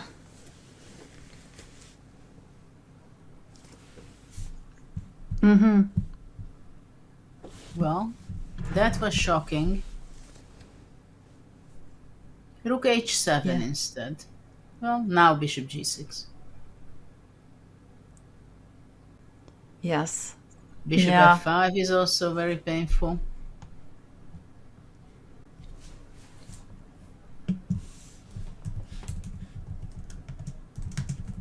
Yeah, bishop f5 is on the board. It is also a very interesting way of how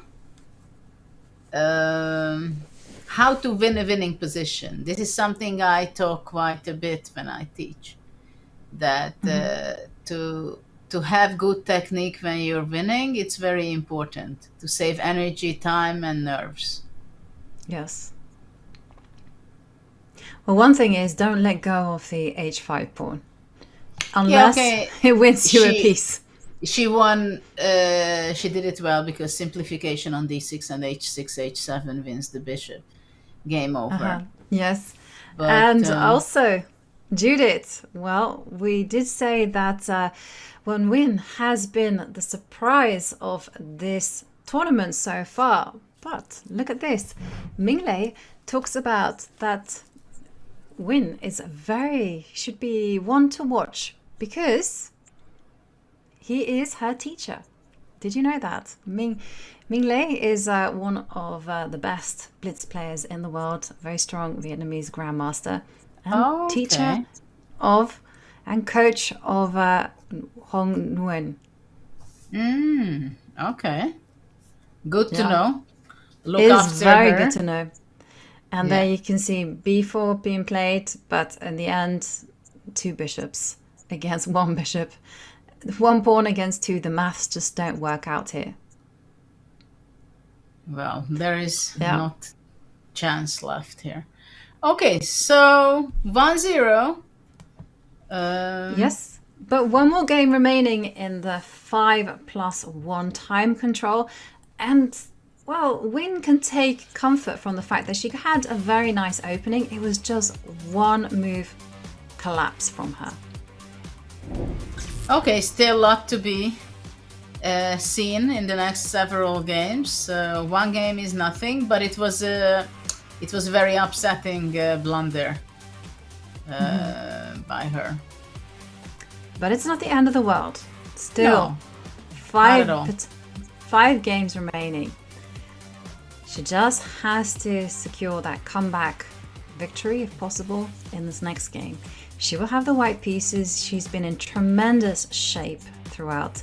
She's really had some fantastic positions. But just one moment of carelessness and Mainava is in the lead. Well, one thing I know for sure is that these two are going to play very exciting chess. Yeah, actually, I'm curious if I challenge you and I say, will it be 3.5 before playing 6 games? What would, like, will it be out of 5 games or 4? Or you think we are going with 6 games or even Armageddon?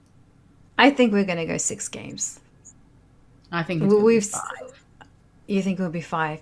Well, we did see that Ming, sorry, not Ming, Win was able to get some comeback victories.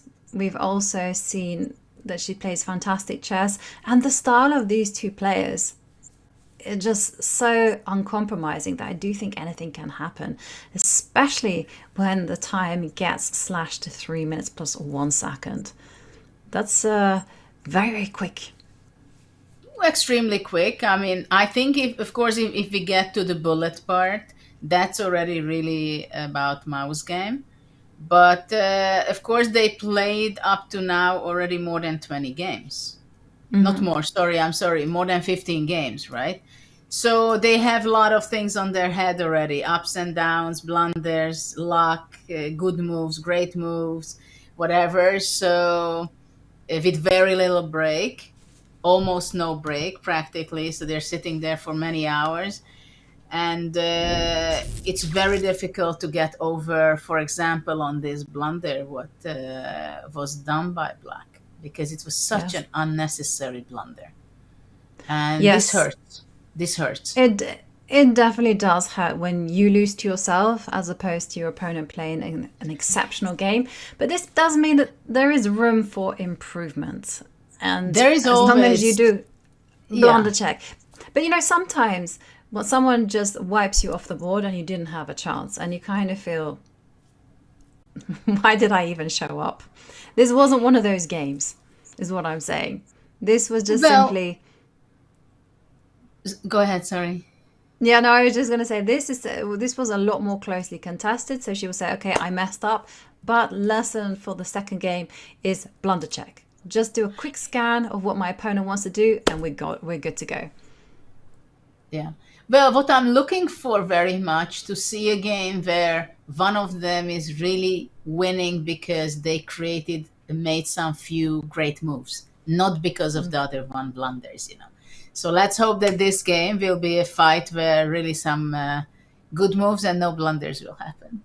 Yes. Well, talking about fights, we see Mai, she is adopting her tried and tested G6, followed by a quick C5. And she's been very successful utilizing this approach. But Win, she has chosen a different approach to what we saw Julius. She's not closed down the position, and instead she's kind of taken it into the realms of open Sicilian. But this knight on h5 does not make the best impression.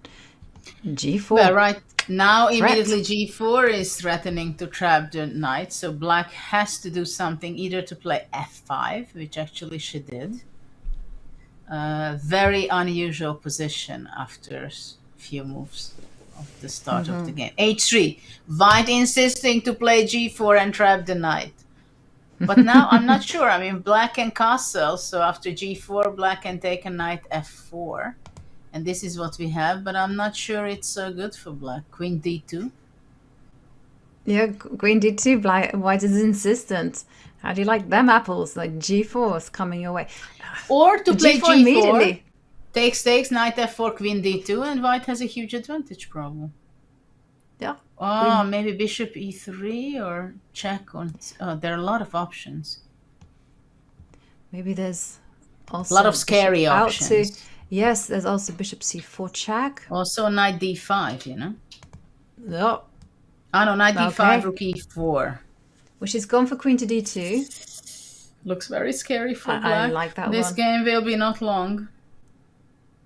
Yeah, and we could be seeing that much-needed comeback victory there from Win. Just 18 years old. She's coached by the very famous Vietnamese Grandmaster Ming Le. Big hello to him. He's watching in the chat. And Rook to F8. Bishop C4, castle, Rook H7, D6. Something nasty D6 thing will happen. Yeah. C6. Black's position is really, really on the edge. But how to crash through with white? You kind of Well, instinctively first of want all, to... you can go f4. Just strengthen your position. Queen h2, as you point out, f5. Also knight d5 in some cases, I think. Yeah. Or simply knight e4, not to show off. Yeah, I understand. Just an easy life for me. Thank you very much. Okay, d5. That's a very neat idea there from the idea that pawn takes d6 en passant, the streamer's favorite move, is impossible because this bishop on d4 hangs. So probably bishop b3 and eventually some knight d5 can be. Yes, there's that. There's also... Just also wondering, like, is this pawn takes bishop a threat? Okay, so bishop to b3. Because I was wondering whether you could just swing the queen over to h2. Just get the job done. Actually, it was possible to play simply bishop c5 and after that grab on d5, I think. Mm-hmm. But okay, let's go queen h2 now. And go on knight b5. It's a different direction. Not the right direction. With that knight, you should be sacrificing on d5, not to go d2 or knight b5, knight d6. Oh, knight d6. Very wrong direction. Isn't knight d4 and queen d6. Yes. And you can just liquidate into an endgame and you'll be breathing a massive sigh my of relief. God. Oh, and knight d4 played. She finds it, but would she see queen takes knight? Yeah, of course. Oh. Oh. Oh, yeah. Yeah. Incredible saving if she can save by Minerva. Yes. And the question for white is how to prevent black from just rounding up this pawn on d6. No, but this can simply kill the match. I mean, not to win this game, it's so painful.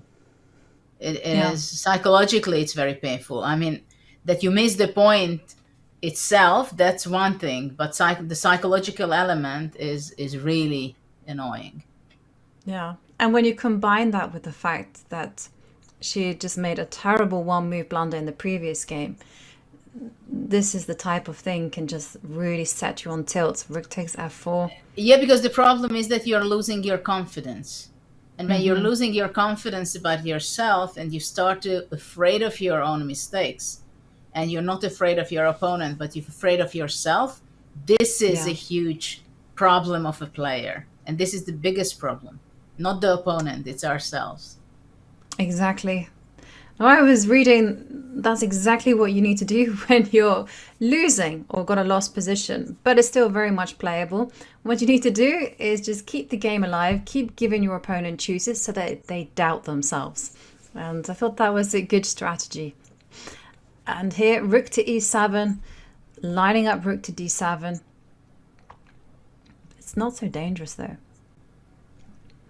It's tempting to go grab the pawn and then just start delivering some checks. No, you don't grab. You go rook f7. You don't give the 7th rank. No? Yes. Yeah, I agree. But I just didn't see a place that, you can hide on b4. I was being, rook f7, a lot more practical chess. No need to be extravagant here. Rook f7, tried and tested.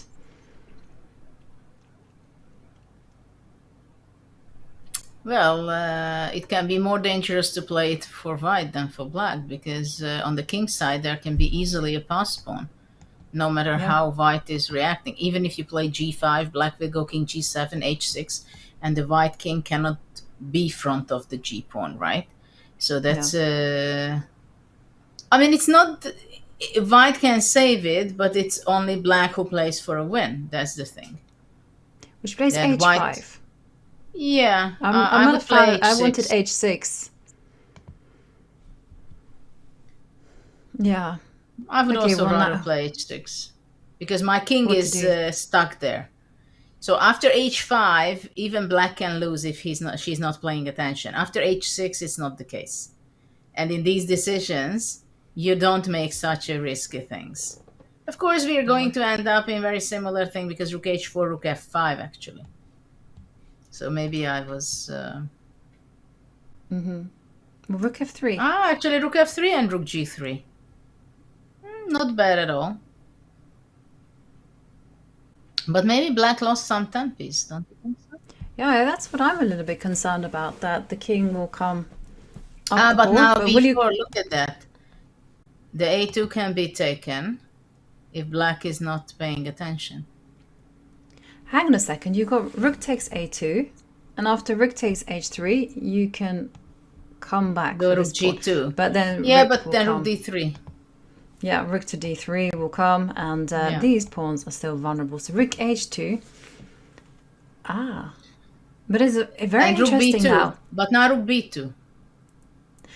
I'm also wondering whether you could snake the king over to f5, because this rook has to be within touching distance of the h-pawn. It's becoming very dangerous, but maybe after king f7. Yeah, king f7 made a lot of sense what you said, I think. But here also white is shaking, you know, because rook h3, rook b4, then both pawns are hanging. Rook d3, king f7. But then probably rook f3 must be the move. Yeah. But it's, rook c4. Oh, this was unexpected. Yeah, she's going for the a-pawn. And now I guess... Okay, well...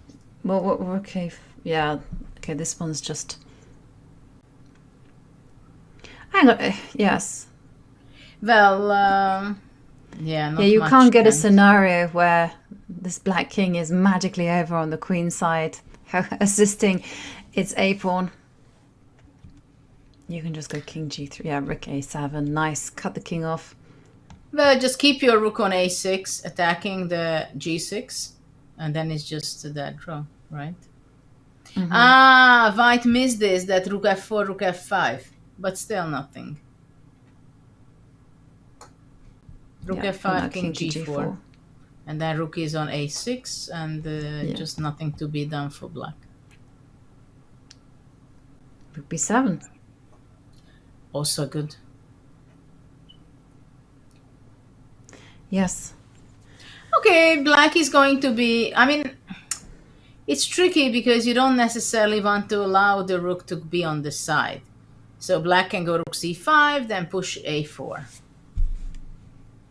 But everything is a draw, basically.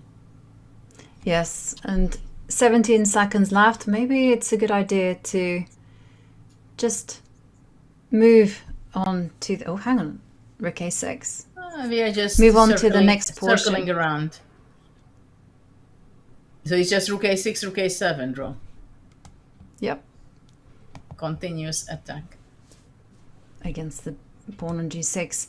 And even if you do win the g5 pawn, and there you can see it is a draw by repetition, which means that we now move on to the 3 minutes plus a 1 second time bonus. And What a save. Mainava, she did save that one. She had a very, very dangerous opening. And for win, disappointment, as once again she lets a potential win slip through her fingers. But you know, There it's we can see the interesting. scores. Yeah, but it's Yeah. very interesting that Narva, if you just seen her face, she's very calm and she's not reacting emotionally. She doesn't show anything. Yeah, that's I played her many, many times, and she's always calm, even when we've had the most horrendous time travels. She's no emotion on her face, and I think that's a great strength of hers. And for Win, you know, she has such a strong competitor. She's trailing in the match, but still 4 games left, and we'll see what happens. Especially now that time is getting slashed, Judith. 5 minutes is over, now it's 3 minutes. Oh wow, hang on again.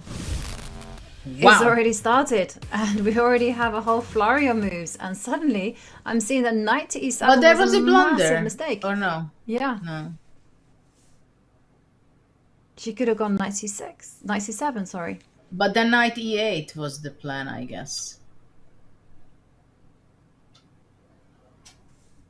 Yeah, knight to d4. Okay. h5. I was going to say, what move would my make? Well, it seems like my Narva is playing h4, h5 in every game.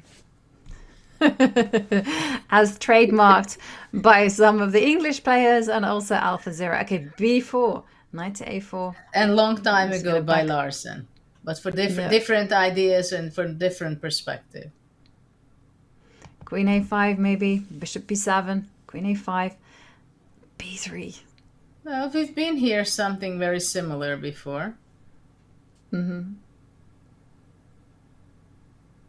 Yes, but it's still a very complex position. So the price of an error is going to be pretty high.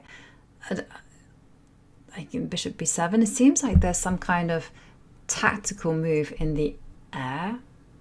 The bishop to d3 was a miss. I don't know, rook h4 would have made sense, I think. To bring the rook to g4. Yeah. It seems like... really, I think in these h4, h5 ideas, it's completely 50-50 why you do that, whether you want to push h6 or you want to go simply rook h4 to g4 and strengthen on the fourth rank. Oh, e5. e5. Not a move I had on my radar, primarily because I was thinking it allowed a knight to jump into I think f5. h6 was possible. Okay. Makes a lot of sense, but knight to f3 was chosen, h6. And now after g6, there's nothing. I wanted to go after h6, g6, rook h5 before, and possibly knight f5. Yeah. From d4, but now you have to make a complete detour to reach out to f5. And no f4. Okay. So it seems quite slow. Black can get back with... Can you pounce on the f7 pawn? I understand that this is... Okay, she's... it looks very far distance. Knight to b2. I think she's going for that plan, and then going knight to g5, bishop c4. Knight b2 I like a lot to regroup it to c4. Yeah, puts the pressure on d6. But this knight on f3 really gets in the way. Yeah, that's in the way. Yeah, that's definitely... Maybe you go knight h4, put the knight on f5. Or knight g5. Yeah. Rook e1? Probably, you know why. Yeah, rook e1 to defend the e4 pawn and to play bishop c4. Okay. Actually, this pawn on h6 really has a lot of nuisance value, because you go knight f6, queen h4, and then you're going nowhere with that knight. That's true. So it's not so easy for black to look for counterplay. That's the idea. And knight g5 in the air. It's very much time finally. Being the bishop on c4, it's already like asking for it. Yeah, there's a lot of pressure. Or that point is reaching boiling point. So how to... So I'm asking you again. Do you think it's going to be 6 games or 5? Sorry for my provocation. Having knight on g5. This is a powerful but this is a powerful performance from Mai, and it really is looking like she will win this match. 13 seconds for win, 1 minute and a half, and d5. Okay, black is desperate. Bishop takes d5. Now, you got to be careful, because you can't grab that bishop on account of queen takes c2. Well, I think simply queen e5 is the simplest. Just game over. Just win the house. Yeah. Win a pawn with the idea to win other pawns. Yep. And the game. Yeah, and sure enough, the knight is loose on e7. 8 seconds. Win hasn't quite adjusted. to this new time control. But she just played a great opening. This h4, h5 is a killer. Rook d6 is a piece, right? Yeah. Rook takes knight. There's no fighting from this one. You can take on a5. Yeah. Anything is good enough. The only thing that you mustn't allow is you mustn't allow this knight to magically make its way to c3. No, that would she be wants annoying. to make some annoying knight d1 Well, she's check. threatening knight to d1 check. That's irritating.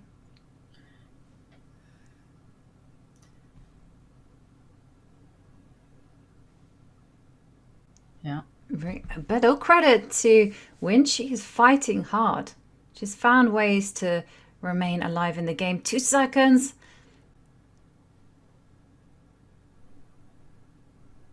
Oh, very nice idea there from... You can't take the knight because of rook to b8 checkmate. And, well, Mainava moves to 2.5 points out of 3, which means that if she wins the next game, she will secure her spot into the Julius Baer Women's Speed Chess Championship and win. She needs to reset because she very much needs to strike back. And you want to do it in the 3 minutes plus 1, because when it comes to bullet chess, it's more or less a little bit random. Well, it's very, very difficult. This match already for basically we see already the new game starts. Yeah. Again, a game where practically we can say that Guyana is in a must-win situation, because She absolutely basically is. if she's not winning, I mean, even a draw, it's just not enough at this stage. Absolutely, and Mai will have the white pieces. Mai has been in great shape there. d3, and there we see Win castles, knight g3. Maybe ideas of queen to g4, maybe ideas of f4 and storming the king side. Something aggressive has to happen. Ooh. Well, there is not That's- much yet there. Ah, we've got ideas of f4, f5, F5. bishop comes to g5. Yeah. You know, we have some fun. Rook c8. Let's go. F4. There is nothing to be waiting for. f6. I would rather play f4 before, because now after f6, queen e8 will be pushing away the queen. So it will slow down White's attack. Yeah, and that's a very maybe you could tuck the queen. Okay, queen to g4. Watch out. Queen G6. Takes e6. Oh, but queen takes... No. I don't know what I was hallucinating.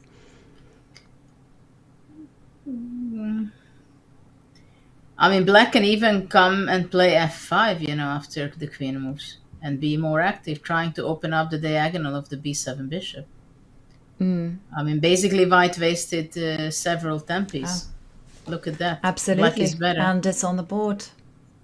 And once this bishop is released, it's a problem. But the thing is, you don't also want to allow f4, f3 to act like a battering ram and open up the king side. Very difficult moment for white already. Maybe... Well, maybe the best you can do is to take on f5, knight f5, and knight e4. Just trade everything. Because white cannot play f4 because there is this c5 bishop, so everything is taken on e4 and d3. This cover check is there. That's the problem. Mm-hmm. I mean, white Yeah. has really wasted 3 tempes in the last few moves. Absolutely, yeah. Yeah, I think it was better just to be direct f4, and now Win is down to 1 minute and a half. And also you can see that she's not happy with her position. She has all the reasons not to be happy about. Mm-hmm. And it might have been a spectacular performance, but at the end of the day, only winning will Knight do, h4. because the knight h4.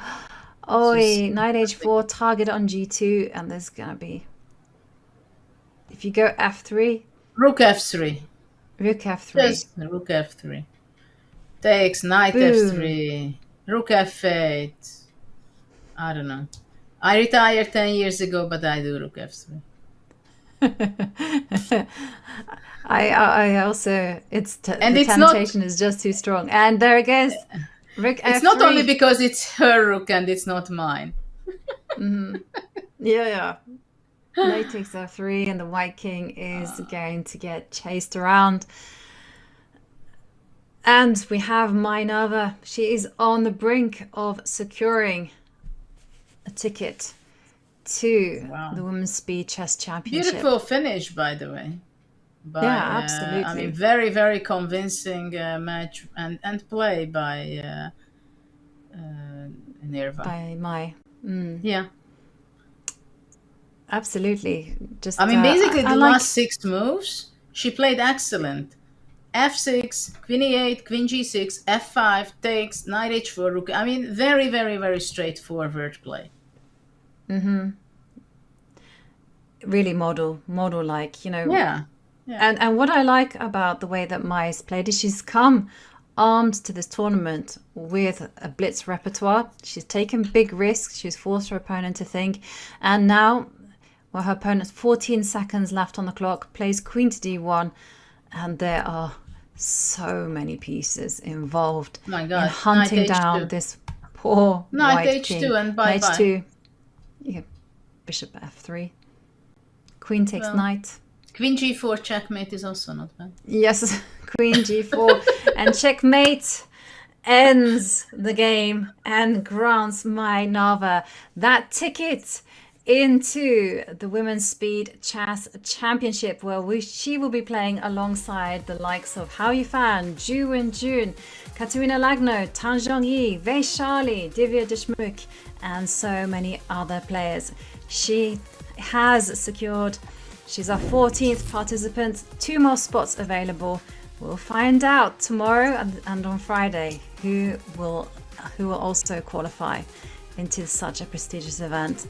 But Minerva, many congratulations to her, but commiserations there for the star of the tournament in some ways, Nguyen. She pulled out such an unexpected performance. She qualified into the semi-final. She defeated Elina Rubers in such an incredible Armageddon game.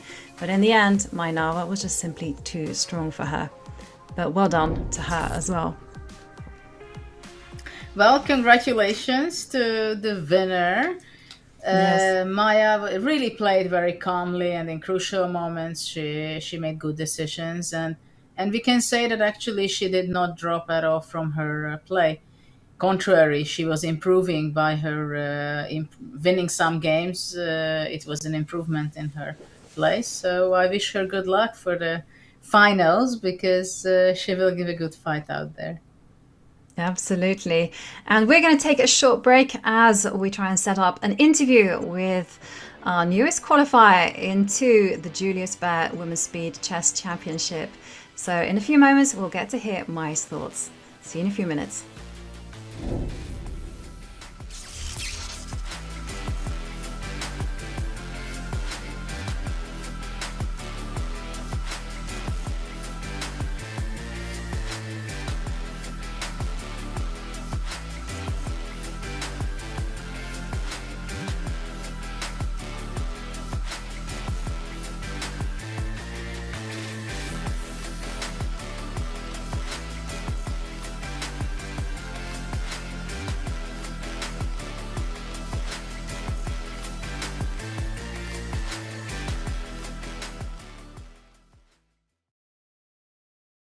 Three sisters smashed chess's greatest records, and it all started with an experiment. Their father, Laszlo Polgar, believed that anyone could be a genius, and he set out to prove it with his 3 daughters. At an early age, the eldest, Susan, showed an affinity for both chess and math, but her passion was at the chessboard. Susan became the best female chess player in the world by age 15. Their father nurtured his daughter's gift, and when it came time, he taught chess to both of Susan's sisters as well. Before they were even teenagers, Susan Sophia and Judith Polgar became world-renowned for their exceptional chess skill. At age 15, Judith Polgar became the youngest person to achieve a Grandmaster title, an incredible chess record which had been held by Bobby Fischer for 34 years. Judith quickly climbed the ranks in chess, mercilessly destroying Grandmaster opponents and gaining victories and accolades. She became the number 7 player in the world, reaching a peak rating of 2735 and defeated 11 world champions, including Garry Kasparov. At Rome in 1989, Sofia made history with an incredible 2900 rating performance, one of the best ever recorded to that date. She later decided to pursue other avenues than chess, but according to Laszlo, she had the most talent. These three sisters defied the norms at the time and became champions. To this day, they fight for equality in chess and continue to inspire the next generation. I try to be the person to help kids learn chess and through chess to be more successful in life. The Polgars left a legacy both on the board and in the world.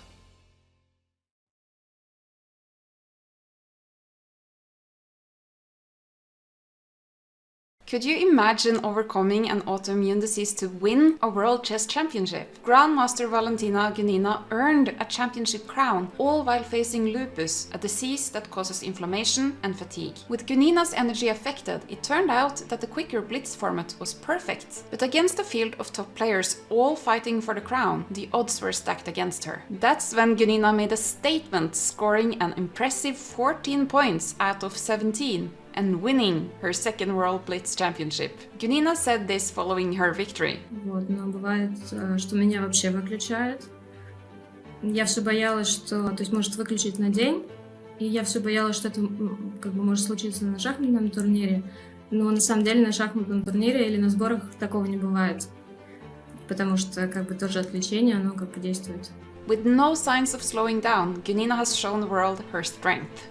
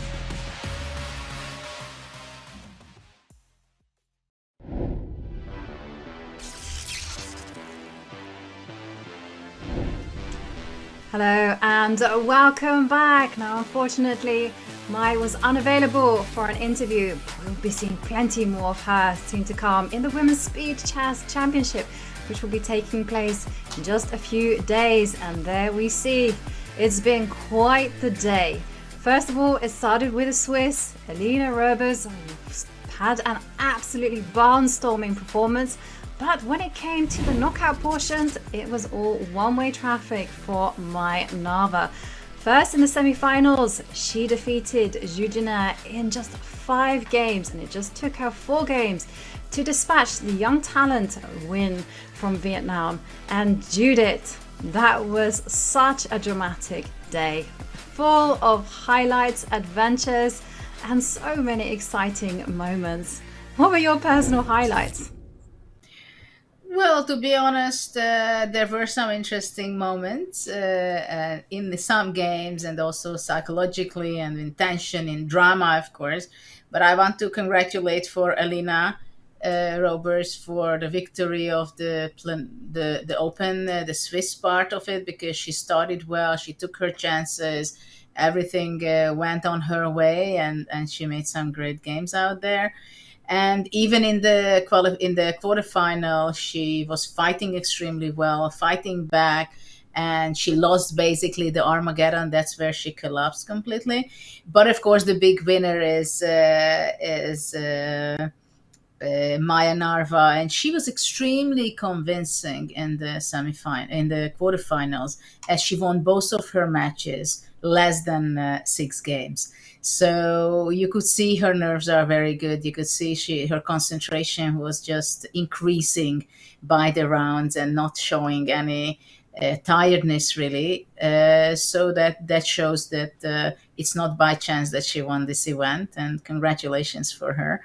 And looking forward for her to excel in the finals. Absolutely. Of the big event. And the big event is coming your way soon. Well, there could only be one winner, and it was Mai Nava who indeed walked away with that golden ticket into the Julius Baer Speed Chess Women's Championship. You know, it started the day with 3 spots left, only 2 spots remaining, 2 play-ins left tomorrow and on Friday. We'll find out who are the lucky winners. Well, they'll need a lot of luck, they'll need a lot of skill, and we can't wait to commentate on all the action. I'll be back tomorrow alongside Dania Naroditsky, and I'd like to thank everyone for watching, and I also like to thank you, Judith, for being such a wonderful partner in this amazing day of chess. Thank you very much. I was happy to be with you. See you all tomorrow. Bye.